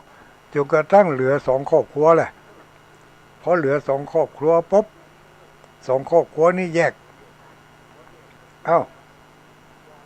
เหลือ2 ครอบครัวนี่นะ2 ครอบครัวนี่ทำมาหากินก็ถึงบ่อย่างว่านั่นน่ะถึงบ่มั่งมีสีสุขก็เปิ้นนั่นน่ะอยากลงไปทิกทีนี้พอ2 ครอบครัวนี่แยกกันแล้วปุ๊บครอบครัวที่บ่มีเสนียดจันไรนั่นเริ่มต้นที่จะเสาะว่าหากินมีคนมาจ้างไปเสาะรับจ้างอันใดก็มีคนจ้างก็รับจ้างได้ก็ทำได้ง่ายสะดวกสบายมีเงินมีทองขึ้นมาตกครอบครัวนั่นเอาล่ะเป็นแต่ละอ่อนน้อยที่เกิดมานี่รู้นี่ครอบครัวของตัวเองนี่ได้รับความลำบากยากจนไปต้องโดดเดี่ยวดายแล้วทีนี้เจ้าหมูเจ้าจุ้มถึงบอกเอาตัวละบ่ไม่ไปอยู่ตัวแล้วแยกบ้านไปเลยไปมึงไปอยู่ปุ้นหัวให้ไปนาปุ้นจะไปมาอยู่ตัวเจ้าหมูเจ้าจุ้มเนอะเขาเจ้าหมูเจ้าจุ้มก็เลยปากันรังเกียจบ่ให้อยู่ตัวเขาก็ปากันเลี้ยงดูละอ่อนน้อยนั่นจนกระทั่งว่าใหญ่ขึ้นมาพอละอ่อนน้อยนั่นใหญ่ขึ้นมาได้จนถึง4 ขวบ 5 ขวบเขาก็เอาละอ่อนน้อยนั่นไปปล่อยญาติโยมทั้งหลายพ่อแม่มันก็เอาข้ามน้ำข้ามแม่ไปก็เอาไปถึงฝั่งน้ำลายปุ้นเอาไปเข้าย่านชุมชนจุ๋งเขาไปหันไปนี่สลดสดเซ็ดจนกระทั่งละอ่อนนั่นบ่ฮู้ที่มาที่ไปที่พิกที่สงแล้วพอไปถึงณที่แห่งหนึ่งก็เลยเอากระเบื้องหม้อบอกว่านี่ไอ้น้อยเอาให้มึงอยู่นี่ก่อนเนอะเดี๋ยวพ่อกับแม่จะไปเสาะของกินเสาะอย่างมาให้ลูกกำกระเบื้องในไว้นี่นะเดี๋ยวพ่อแม่จะเอามาจะไปตัวนะละอ่อนนั่นอยู่หันนั่งอยู่หันท่า2 คนผัวเมียกับป้ากันแอนปิกบ้านกับคำนั้นเนี่ยโปรดโถละอ่อนนั่งกันอยู่หันท่าต้องหอดค่ำก็บานมาต้องหอดแรงก็บานมาเอาแล้วเนี่ยจะได้นั่นเนี่ยจะได้นั่นกับนี่มีที่อยู่ที่นอนหมูอย่าไปนอนก็ไปที่ไหนก็เลยป้องก็งองนอนเหี่ยปื้นก็ไม่ฮะนะก็ มีกับกระเบื้องหม้ออยู่กับมือวันต่อมาเขาก็เอากระเบื้องหม้อนั่นน่ะไปเสาะว่าขอกินไปขอกินที่ไหนที่ไหนไผก็บ่เฮ้อญาติโยมทั้งหลายไผก็บ่เฮ้อกินเดี๋ยวเที่ยวตะลอนตอนตองไปเสาะไปแต่หมู่โคหมู่คุ้มก็บ่มีไปแต่หมู่ร้านค้าของขายไปหยิบกินไปหยิบกินของกินที่เพิ่นล้างถ้วยแล้วมันไหลลงมาน่ะ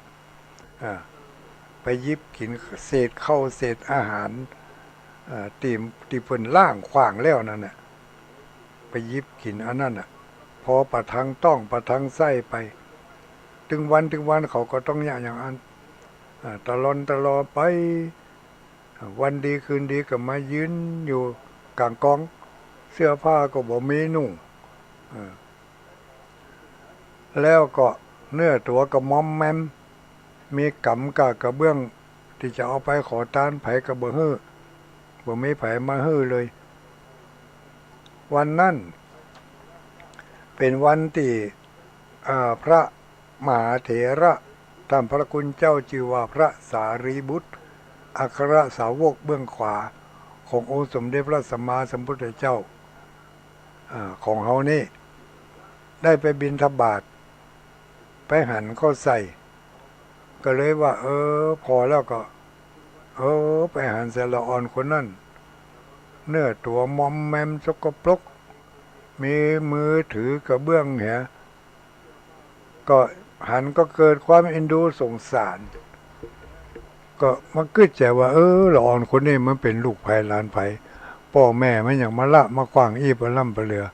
ก็เลยเข้าไปถามว่าไอ้หนูเธอเป็นลูกไผ่มาอยู่อย่างนี้พ่อแม่อยู่ไหนละอ่อนนั่นก็เลยบอกว่ากับผมมาตัวป่อตัวแม่เปิ่นเอาผมมาละไว้เนี่ยหมู่ผมหู้อย่าไปทางใดถึงมื้อถึงวันนี้ผมก็บ่ได้กินข้าวกินน้ำอย่างตุลุงนั่นก็เอ็นดูตุลุงสารีบุตรนี่นะก็เลยเอ็นดูก็คิดใจว่าแล้วก็เลยถามว่าอย่างเธอใครบวชก่อตุลุงใจดีถามว่าเธอใครบวชก่อถ้าเธอจะบวชแล้วตุลุงจะพาไปบวชนะละอ่อนนั่นก็บอกว่าผมพ่อแม่ผมจะว่าจะได้บอกว่าเนอก็ไหนเธอว่าบอกพ่อแม่เธอหนีไปแล้วเปิ้นหนีไปแล้วแต่ผมบอกว่าจะอยู่ก็ไปเอาถ้าเธอจะบวชไปถวายตุลุงละอ่อนคนนั่นก็ใครบวชก็เตยก้นตุลุงไปถึงวัดตุลุงก็จัดการอาบน้ำคัดสีสวีวันขุดหัวขุดอย่างเหี้ยก็บวชเฮ้อละอ่อนคนนั้นแหละพอบวชเฮ้อละอ่อนคนนั้นก็อยู่ตัวตุลุงไปบิณฑบาตตัวอย่างตัวแต่ว่า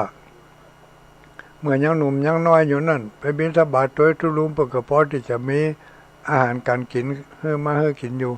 แต่ก็เริ่มลดลงแล้วเนอะอาหารบิณฑบาตของท่านพระคุณเจ้าพระสารีบุตรเริ่มลดลงเตือนน้อยจนกระทั่งหลายวันผ่านไปหลายปีผ่านไปละอ่อนนั่นถึงเวลาอายุครบได้บวชได้เป๊กเป็นทุเจ้าแล้วทีนี้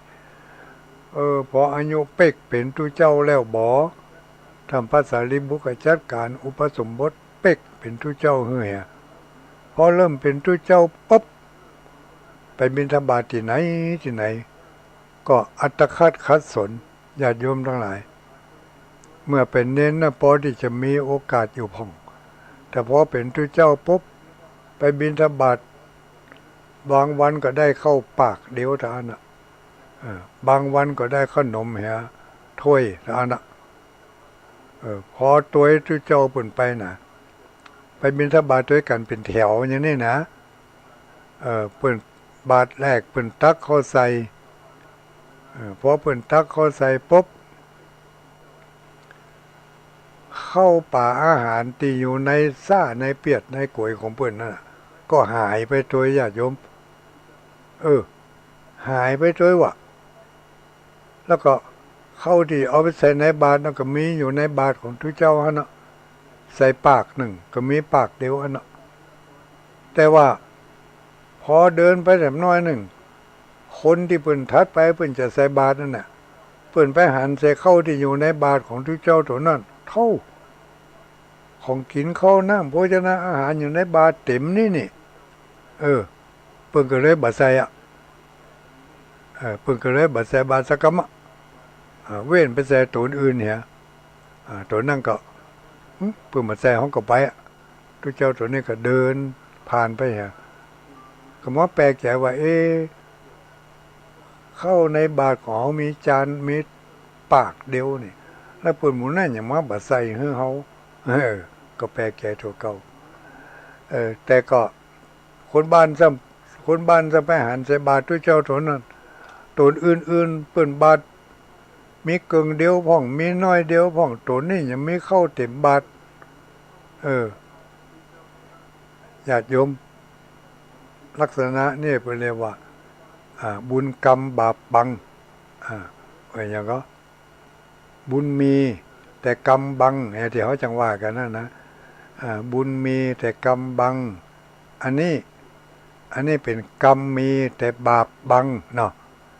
ถึงกรรมถึงบาปมาบังกันนั่นบังตาคนทั่วไปเบิ่งหันของในบาตรเฮ้อไปหันของในบาตรมันเต็มทั้งที่บาตรท่านมีเข้าปากเดียวนี่นะก็ไปถึงวัดกับทุกเจ้าตัวนั้นก็เลยฉันเข้าให้ปากเดียวอันนึงอะไม่ได้ฉันอย่างอื่นเนาะเพราะจะได้เพราะว่าเปิ่นบัดใส่คนที่เปิ่นเอาเข้าใส่บาตรของทุกเจ้าถ้าคนใดนะได้ใส่บาตรทุกเจ้าตัวนี้นะเกียมของกินไว้เกียมเข้าไว้จะเอาใส่3ตัวนี่นะพอได้เอาใส่ตัวนี้ปุ๊บแถม2ตัวนั้นหายไปเหี้ยหายไปไหนหมูติดอยู่ในซ่านั่นน่ะหายไปเหมือนกับว่าเอาใส่แล้วถึง3อันทั้งที่ทุกเจ้านั่นได้อันเดียวนะแต่ของแถม3อันนั่นไปอยู่ไหนหมูโดยพลังของบาปของบาปกันเนาะของวิบากกรรมของทุกเจ้าตัวนั้นไปบังตาไม่เว้ยนั่นเนี่ยทำให้ของนั่นหายไปเนี่ยอันนี้จนกระทั่งมีอยู่มาหลายมื้อหลายวันผ่านไปโดยความได้กินอิ่มพ่องบ่กินอิ่มพ่องสุขภาพร่างกายก็เริ่มสูบผอมสุดลงอันในที่สุดก็ผอมจองกองไว้ท่านพระสารีบุตรอัครสาวกเบื้องขวาผู้มีญาณวิเศษมองหันว่าลูกศิษย์ของตัวเองเนี่ยตีทุกเจ้าตัวนั้นน่ะเพิ่นว่าทุกเจ้าบ่มีลาภสักการะทุกเจ้าบ่มีบุญพระไม่มีบุญพระลาภน้อยมีบุญมีลาภน้อยมีสักการะน้อยบิณฑบาตวันหนึ่งบ่กุ้มกินบางวันบ่ได้อย่างสักอย่างเห็นเลยต้องมาล้างเอาน้ำมาล้างบาตรแล้วก็กินอย่าว่าแต่ตัวของท่านเองเลยญาติโยมทั้งหลายมีอยู่วันหนึ่งท่านโดยหลังพระบิณฑบาตโดยหลังพระสารีบุตรไปบิณฑบาตพระสารีบุตรจวนเปิ่นไปลูกไปโดยข้าถ้าไปคนเดียวแล้วมันบ่ได้ก็เป็นอย่างไปโดยข้าจะปาไปญาติโยมแปลกใจก็พอออกจากวัดไปพบเข้าไปในเขตบ้านเขตเมืองนั่นน่ะปกติแล้วถ้าชาวบ้านเปิ่นหันพระสารีบุตรมานี่เปิ่นจะบอกว่าท่านพระคุณเจ้ามาแล้วนิมนต์นะครับเดี๋ยวรอใส่บาตรกรรมครับนี่นะแต่วันนั้นพอทุกเจ้าตัวนั้นตัวก้นมาทางน่ะญาติโยมเจ้าบ้านทั้งหลายที่เปิ่นเคยหันเคยเอิ้นเคยตักเดินไปเดินมาควักไขว่เหมือนกับบาหันท่านพระสารีบุตรนี่เหมือนกับบาหันทั้งที่พระสารีบุตรก็ไปนะแต่เจ้าบ้านเจ้าจองที่จะตักจะท้ายจะเอิ้นจะถาม จะเอิ้นเขาใส่จะนิมนต์บ่มีไผกำแล้วเป็นเรื่องที่แปลกประหลาดนี่ญาติโยมข้อคิดตัวนี้ลองคิดนะทุเจ้าตัวนั่นตัวไปทำเพื่อลาบสักการะแม้กระทั่งอาหารบิณฑบาตของอาของท่านพระสารีบุตรมหาเถระแท้ๆนะยังขาดยังขาดไปจะบ้านจะจองพอบาหันเนี่ยหันก็เหมือนกับเฉยๆไม่เห็นเหมือนกับหันตัวเจ้าธรรมดาองค์อื่นๆนี่นะไม่ได้ใส่ใจไม่ได้สนใจอันนี้คณะเป็นพระสารีบุตรเนาะ เจ้าบ้านเปิ่นโหกันทั่วไปทั่วบ้านทั่วเมืองจะยังสมาร์ทจะยังกับพระเกจิอาจารย์ดังๆนี่กันเนาะสมัยนี้จะเป็นไผจ้ะแต่จะว่าเอาไปเปรียบเทียบเปิ่นนะคล้ายๆคล้ายๆคล้ายๆครับญาติคล้ายกับทุกเจ้าที่เปิ่นดังๆอ่ะเนาะถ้าเปิ่นมาบิณฑบาตป้ากันลุ่มใส่อ่ะป้ากันเอาผ้าไปปูให้เปิ่นเดินป้ากันเอาให้เปิ่นเคาะบาปเคาะหัวอย่างนี้แต่วันนั้นทุกเจ้าตัวนั้นไปบ่มีไผหันนี่ก็หันก็เหมือนกับบ่สนใจเพราะว่าบาปกรรมทุกเจ้าตนที่ตัวก้นนั่นมันหนักเกินหนักเกินจนกระทั่งว่าไปบังผู้ที่เคยหูเคยหันผู้ที่เคยเคารพนับถือบ่ได้มาใส่ใจเหมือนกับบ่หูบ่หันอย่างเลยบังถึงขนาดนั้นน่ะท่านพระสารีบุตรพอเดินไปได้เกินกลางหมู่บ้านบ่ได้เข้าสักก้อนท่านพระสารีบุตรคือจะได้ละว่าต้องเป็นแต่ทุกเจ้าตัวเนี่ยตัวคนมาเนี่ยนี่อย่างเจ้าบ้านเจ้าจองขอบ่ฮู้บ่หันก็เลยไหว้มาบอกว่าตู้ปิกไปวัดเลยเนอะไปนั่งอยู่ในห้องฉันนั่นหรือมาอ้างก็ไปปัดกวาดเจ็ดถูวัดเพียวห้องโศกเพียวห้องขอบห้องควาอยู่หันท่าเนอะเดี๋ยวข้าจะเอาของกินไปให้ท่านพระสารีบุตรก็ว่าอย่างนี้นะส่งทุกเจ้าตัวนั้นปิกพอทุกเจ้าตัวนั้นปิกไปป้นบ้านไปด่านญาติโยมท่านพระสารีบุตรไหว้ปิกเดินหน้าไปบิณฑบาตต่อไปบ้านหลังแรกทัดจากที่ทุกเจ้าตัวนั้นปลีกไปแล้วเนี่ยพอออกลงคันไดมาหันเข้าใส่โปโถยองย้อนนั่งลงยกมือไหว้สาท่านพระคุณเจ้าขอนิมนต์ก่อนครับขอนิมนต์ก่อนครับเดี๋ยวผมจะใส่บาตรไปตำบลบ้านน่ะแม่มันทุกเจ้ามาบิณฑบาตพี่น้องบ้านเหนือบ้านใต้ปากันหันเข้าใส่ได้ยินก็ปากันเตรียมของกินอาหารการกินมาใส่บาตรท่านพระสารีบุตรรับพอบวาดบ่ไหวพอไปนั่งอยู่ที่หนึ่งก็เลยเอาจกเอาเข้าบิณฑบาตออกมาจกอาหารการกินอย่างออกมาเอาใส่ถุงใส่เปียดใส่ซ่าแล้วก็บอกว่านี่พนมมีคนหนุ่มอย่างนั้น2-3 คนลูกพนมเอากับเข้านี่ไปส่งวัดเนอะที่ล้นบาทเนี่ยเอาไปส่งวัดไปจะมีทุกเจ้าอยู่ตนหนึ่งอยู่ที่ในห้องครัวฮะน่ะเปิ่นปัดกวาดเจ็ดถูห้องครัวอยู่ฮั่นเอาไปให้เปิ่นเนอแล้วแต่แล้วก็ท่านพระสารีบุตรก็ทักทายปราศัยกับญาติกับโยมอยู่บัดทันได้ปีกเถื่อมีญาติโยมไปนิมนต์ไปฉันเข้าตั้งก็เข้าไปนั่งฉันศาลากลางหมู่บ้านเนี่ยฉันเข้าอยู่ฮั่นได้จัดเมินสนทนาทำกันอยู่คนที่ฮับเอาของกินที่จะเอาไปส่งให้ทุกเจ้าที่อยู่วัดนั่นนะพอโป้นบ้านไปถึงเกินกลางทางป้ากันลืมเห็นถึง2 คนญาติโยมป้ากันลืมไปเห็นว่าจะเอาของกินไปส่งให้ทุกเจ้าอีกนะนาดป้าก็เอาของกินนั้นไปเตะกินให้หมดว่ะนั่นเอาของกินไปเตะกินให้หมดเหลือจากนั้นก็ป้าก็เอาปีกมาแผ่บ้านมาเนี่ยมาได้เฉลียวใจสักหน่อยว่าจะเอาของกินไปส่งให้ทุกเจ้า ขึ้นบ่ถึงอ่ะมันขึ้นบ่ป้าที่เจ้านั่นก็เลยเป็นเอ่อเป็นอะไรอย่างเงี้ยคอยเกออยู่หั่นกะนั่งอยู่ที่ห้องโรงอาหารโรงฉันนั่นน่ะคอยท่าอยู่หั่นโอ้ทุกปีเขาอย่างมาต้มเดียวทุลุงเขาอย่างมาต้มเดียวทุลุงเขาก็อย่างมาต้มเดียวอยู่หั่นกะก็จนกระทั่งโปราโปขวายทุลุงสารีบุตรหลังจากเสร็จภารกิจจากตั้งบ้านตั้งจองแล้วก็เดินเข้าวัดมาเพราะว่าถึงบ่ได้อ่าบ่ได้ห้องอย่างแล้วลูกฝากของกินมาให้ทุกเจ้านั้นจะนักแล้วนี่ทุกเจ้าเพิ่งกระฉันแล้วอีกอ่ะก็เลยบ่ฮิบ่ฮ้อนหยังก่อยมาพอมาถึงวัดมาถึงวัด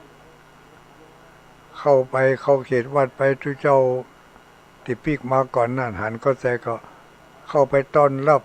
ยกมือไหว้ตั้งแต่ปากประตูวัดฮับบาตรฮับหยังเพิ่นแล้วที่สัมภาษณ์ลุงสารีบุตรก็ถามเป็นจะได้กินข้าวอิ่มแล้วกะฝากมาให้แต่เจ้าแล้วเหรอบ่มีครับมีไปเอาอย่างมาให้สักอย่างอ่ะท่านพระคุณเจ้าทำภาษาลิบุตรลุงสารีบุตรก็เลยโอ้ขนาดนี้กำแล้วกันนี่ขนาดฝากมาให้แล้วยังบ่ได้กินเตื้อแสดงว่าเสียงเตี้ยเนอะนี่ล่ะก็คิดใจก็เป็นหยังเอากันอยู่ในท่าเดี๋ยวกันเดี๋ยวอยู่ในท่าเนอะไปไหนนะภาษาลิบุก็ไปแถมเอาบาทไปล่ะกันนี่เอาบาทไปใส่บัวล็อกเกอร์แสดงว่าหมอนี่ฟังอยู่ลูกสายบัวล็อกเกอร์ว่ะล็อกเกอร์ภาษาลิบุก็ว่าเป็นหยังเอาอยู่นี่ก่อนเดี๋ยวไปบิณฑบาตทำไมท่านภาษาลิบุก็เข้าไปในเมืองเข้าไปในพระราชวังพุ่นนะอุ้มบาตรเข้าไปในพระราชวังพุ่นท่านพระเจ้าประสิทธิโกศลพระราชหัตถ์ของพระราชหัตถเลขาของพระเจ้าประสิทธิโกศลหันเข้าใส่ก็เลยขึ้นใจว่าโอ้ทุกเจ้าทำภาษาลิบุญอย่ามาบิณฑบาตมาใจเวลาบุญนี่เพราะจะเตี้ยงแล้วนี่จะได้ว่าต้องมาบิณฑบาตใจร้ายแหกล้าก็เลยอุ้มบาตรของเปิ่นไปถวายพระเจ้าอยู่หัวพระเจ้าอยู่หัวก็บอกว่าท่านคงจะมีความจำเป็นอย่างสักอย่างอ่ะแต่ว่าเวลานี่ไม่ใช่เวลาที่จะมาถวายพระตาหารเพิ่นเอาอีกเมื่อเธอเอาของหวานถวายเพิ่นไปเอาใส่บาตรไปเนอะของหวาน4อย่างเนอะท่านก็เลยเอาของหวานหมู่คนใจพระราชบริพารทั้งหลายก็เลยเอาของหวานใส่อาหาร4อย่างใส่ไปในบาตรจนเต็มบาตรเพิ่นเลยจนเต็มบาตรทำภาษาลิบุตรได้รับบิณฑบาตเสร็จแล้วเพิ่นก็ปิกมาก็เอายืนอยู่กลางครัวนั่นนะยืนอยู่บนห้องครัวยืนอยู่บนห้องครัวแล้วก็ยื่นบาตรไปให้ทุกเจ้าตัวนั้นบอกว่าท่านจกกินของหวานในบาตรนี่มื้อเนี่ยจกกินท่านพระเถระรูปนั่นเกิดความยำเกรงใจท่านตุลุงเก่งใจตุลุงสารีบุตรเนาะสมาร์ทเนอะห้องเปิ่นว่าพระตุลุงมันง่ายดีภาษาเจ้าบ้านโดยความเคารพจะขออนุญาตแจ้ชื่อเนี่ยเพราะตุลุงพระสารีบุตรนี่กำบาตรอยู่แล้วก็ให้ทุกเจ้าตัวนั้นเพิ่นก็มีชื่อเหมือนกันนะชื่อว่าโลสกะติสะเถระโลสกะติสะเถระจกกินที่แรกท่านบ่กล้าจกเพราะว่าเปิ้นกำบาตรยืนกำบาตรแล้วให้เปิ้นนั่งกินผมบ่กล้าครับพระสารีบุตรก็บอกบ่เป็นหยังเธอจกกิน ถ้าหากว่าเธอบาจกกินเนี่ยถ้าฉันปล่อยบาทไปเนี่ยบาทในบาทนี่จะบาเหลืออย่างสักอย่างเธอจะบาได้กินอย่างเลยญาติโยมลองคืดพอหรอถ้าอุ้มบาทไปจกกินคนเดียวเนี่ยนะจะบ่มีของกินในบาทนั้นจะหายหมดท่านพระสารีบุตรต้องกำบาทไว้แล้วเฮ้ยเจ้าตัวนั้นจกกินจกฉันไปจนอิ่มท่านก็ว่าถามว่าอิ่มแล้วบ่ครับผมอิ่มแล้วครับพออิ่มปุ๊บท่านพระสารีบุตรก็ยื่นบาทให้เธอเอาบาทไปล้างในบาทนั่นพอท่านทุกเจ้าตัวนั้นกำไปปุ๊บเนี่ยบาทเป่าคงลงญาติโยมบ่มีอย่างสักอย่างท่านพระติสสะพระโลพระโลสกะติสสะก็เลยเอาบาทนั้นไปล้างปิกมาสนทนาธรรมพุทธาสนทนาอู้ถึงเหตุถึงอย่างอู้ถึงอย่างอะไรอันหลายอย่างจนกระทั่งเวลาบ่ายคล้อยไปพอถึงเวลาบ่ายคล้อยไปแล้วเปิ้นก็ปรินิพพานนิพพานนะทุกเจ้าตัวนั้นทุกเจ้าตนที่บ่มีโชคบ่มีลาภนั่นน่ะปรินิพพานพระพุทธองค์ก็เลยเข้ามาจัดการสรีระศพของท่านแล้วบอกให้อุบาสกอุบาสิกาว่าเผาศพของเปิ้นให้เน้อเสร็จเรียบร้อยแล้วก็เอากระดูกของเปิ้นไปแปลงเจดีย์ก่อไว้นะญาติโยมทั้งหลายพระพุทธองค์ก็ปิกไปที่ประทับของพระองค์ด้วยเจ้าทั้งหลายที่ได้ช่วยกันทรงสการต้านคาบเผาสรีระร่างกายอะไรอย่างเสร็จเรียบร้อยแล้วตกมาคำมาแรงมาก็พากันมานั่งจุ่มกันอู้กันถึงเรื่องของทุกเจ้าชื่อว่าโลสกะติสะเถระเนี่ยว่าท่านผู้นี้เป็นผู้ที่มีความอาภัพอับโจกอับวาสนาเหลือเกินไปบิณฑบาตก็ได้เข้าข้างละปากเดียวไปบิณฑบาตไปตัวท่านพระมหาเถระทำให้พระมหาเถระบ่ได้ของกินอย่างสักอย่างเปิ้นอย่ามาอาภัพอาวาสนาถึงขนาดนี้แต่เปิ้นจะได้ว่าได้สำเร็จเป็นพระอรหันต์พระพุทธองค์ได้บอกว่าท่านผู้นี้เป็นพระอรหันต์นะเป็นคนที่มีบุญน้อยแต่จะได้ว่าเป็นพระอรหันต์ได้หมู่เฮาทั้งหลายนี่บ่มีอันหยังที่จะขาดตกบกพร่องยังบ่ได้เป็นพระอรหันต์กันก็จัดนักเป็นเพราะอันหยังจ้าพระพุทธองค์ได้ยินอย่างอันก็เลยเดินเข้ามาหาในที่ประชุมหมู่พระสงฆ์ทั้งหลายแล้วก็ถามว่าทุกเจ้าท่านเขาอู้กันด้วยเรื่องอันยังพอดีตถาคตเดินผ่านมานี่เขาก็เลยยุดอู้พระภิกษุสงฆ์ผู้ฉลาดด้วยโวหารก็ยกมือขึ้นนมัสการกราบไหว้ว่าไหว้สาแด่พระผู้มีพระภาคเจ้าผู้เจริญพระเจ้าข้าพระพุทธเจ้าทั้งหลายสงสัยสนทนากันในเรื่องที่ได้ทำการชาปนกิจเผาศพท่านพระเถระติสสะที่ได้มรณะไปนั่นสงสัยว่าท่านพระติสสะเถระเนี่ยเป็นผู้ที่มีบุญน้อยมีวาสนาน้อยมีลาภสักการะน้อยเหตุใดเปิ้นถึงได้เป็นถึงพระอรหันต์ทั้งที่เป็นคนมีบุญน้อยแต่เป็นพระอรหันต์ได้จะแต่อยู่จะกาจะก็สงสัยพระเจ้าค่ะพระพุทธองค์ก็เลยตรัสบอกว่าดูก่อนภิกษุทั้งหลายลาภสักการะผู้มีลาภน้อยอันผู้มีบุญน้อยมีลาภน้อยหันปานดังอี้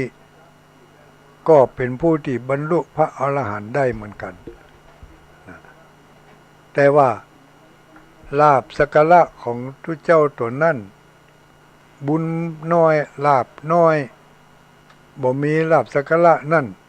เพราะว่าในอดีตชาติเคยเป็นคนที่ไปแกล้งคนอื่นเคยเป็นทุเจ้ามาแล้วเหมือนกันแต่เป็นทุเจ้าได้เคยเจริญวิปัสสนาพิจารณาอนิจจังทุกขังอนัตตามาแต่ว่าละโลกธรรมบ่ได้เป็นผู้ติดอยู่ในโลกธรรมแล้วก็ได้ไปกลั่นแกล้งให้คนอื่นได้รับการพัดพลากจากการได้กินข้าวน้ำโภชนะอาหารโดยวิบากกรรมอันนี้จึงทำให้เธอเกิดในนรกมกไหม้ได้หลายร้อยหลายพันปีแล้วเกิดมาจากนี้เธอจึงบ่มีบุญเพียงพอที่จะมาหล่อเลี้ยงร่างกายของเธอได้ด้วยการขาดอาหารและพระพุทธเจ้าก็ดักอยู่เหตุเท่านี้ภิกษุทั้งหลายก็ยกมือขึ้นไหว้ว่าไหว้สาข้าแด่องค์พระผู้มีพระภาคเจ้าอดีตชาติของพระโลสกติสเถระผู้นี้ในอดีตชาติเป็นอย่างใดนั่นข้าพระพุทธเจ้าทั้งหลายยังบ่ฮู้เตื้อขอพระผู้มีพระภาคเจ้าได้ยกเอาเรื่องในอดีตชาติของพระเถระมาให้ผู้ข้าทั้งหลายได้ยินได้ฟังจิมแดเตอพระพุทธองค์บอกว่าดูก่อนภิกษุทั้งหลายเราจะมาเล่าในอดีตชาติของภิกษุรูปนี้ให้เธอฟังในเวลานี้บ่ได้แล้วเป็นเพราะอะไรพระเจ้าข้าเพราะว่ามันหมดเวลาเห็นแล้ว ญาติโยมหมดเวลาในเมื่อหมดเวลาก็ก้อยฟังกันในวันจันทร์ต่อไปเนาะวันจันทร์นี้เขาก็เอากันเต้าอี้ก่อนนะเอาไว้วันจันทร์ที่จะมาถึงนี้แต่จะไปลืมเนอะวันที่9 พฤษภาวันที่9 เมษาเขาปะกันหน้าที่วัดเหล่ามนทาแล้ววันที่19 พฤษภาเขาก็จะต้องได้ปะกันณที่วัดม่อนจอมพอเนาะวันที่9 เดือนเมษายนพบกัน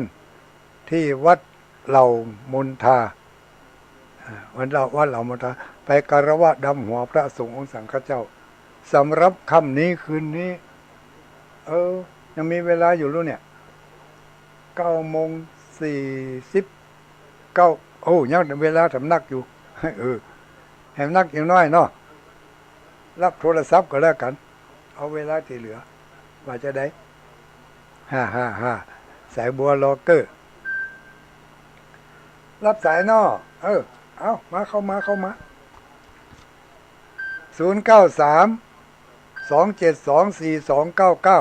2499 กันนี่เนาะเจริญพรว่าจังใดทักปิ้งไปเหรอว่าได้ก็ว่าเอาสายใหม่093 272 2499 093 272 2499เวลาเหลือน้อยนึกจะว่าก็ว่าจะสนทนาพอแล้วยังมีที่ไหนพ่องที่ฟังอยู่ประเดี๋ยวนี้093 272 2499รับหมดอันนี้พี่น้องลำปางก็สดไปเหรอพูดนะก้าเจริญพรไผเอ่ยไม่อุ้ยเมืองฝางกะไม่อุ้ยจงดีกะไม่อุ้ยปราณีมกะไม่อุ้ยปราณีฟังอยู่เนาะ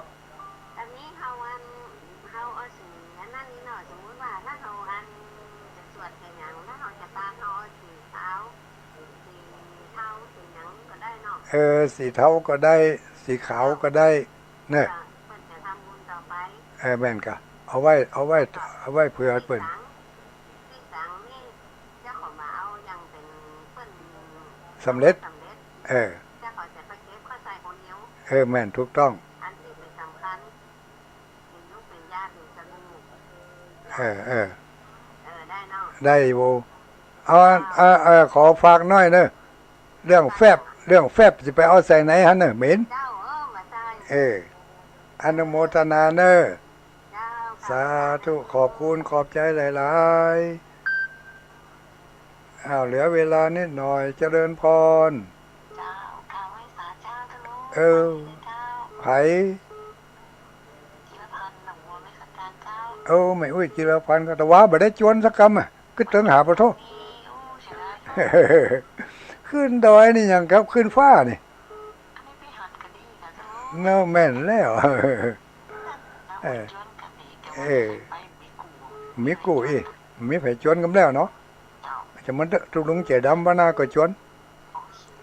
อาเมตาปูโชคดีเนอะวันที่9ปะกันเจ้าโชคดีมีใจโชคดีมีใจ0932722499เหลืออีกเวลานิดหน่อยวันนี้เราเจริญพรไหว้สาไผเอ่ยฮะปอุ้ยวินสังคีเล็กอันเดือน5เป็งนี่ตำบลเวียงกะหลงนี่สูงน้ำพระธาตุที่ไหนเนี่ยที่ไหนวัดสังคีเล็กวันเฮือดนั่นน่ะก็ขึ้นหาบ่ปะเป็นอย่างเนอะพี่น้องเขาไปวัดสังคีเล็กเนอะสาธุ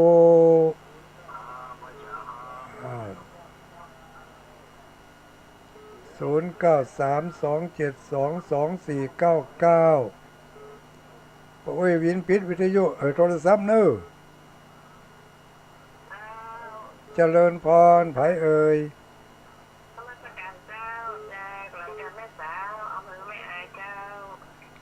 แม่อุ้ยอย่างก็ลืมชื่อไปแล้วแม่จันสมมานีจากเกียมตัวพร้อมแล้วกาวันที่20วันที่9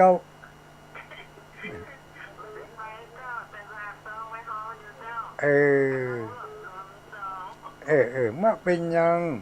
ตัวบ่ได้ไปส่งใจไปเนาะ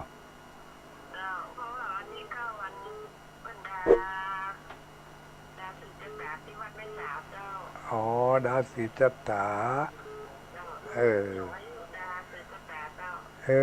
ดีละจะได้รวมกลุ่มรวมก้อนกันเนาะอนุโมทนาเนอะสาธุโชคดีมีชัยพระเจ้านี่ก็ไปร่วมงานกิจกรรมของชมรมผู้สูงอายุตีบ้านปังไควัดปังไคก็มีผู้มาหมักล่าหนายตาเหมือนกันอุ้ยปิดโทรศัพท์กำเนอสาธุโชคดีเ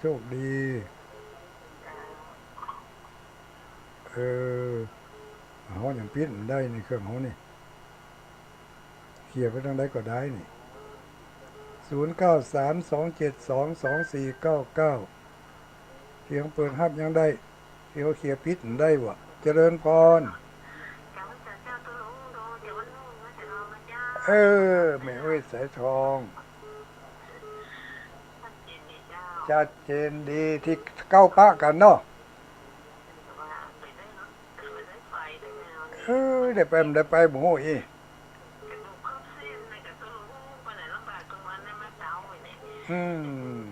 จะมันปล่อยมันทับอยู่ฮะนะมันใครทับ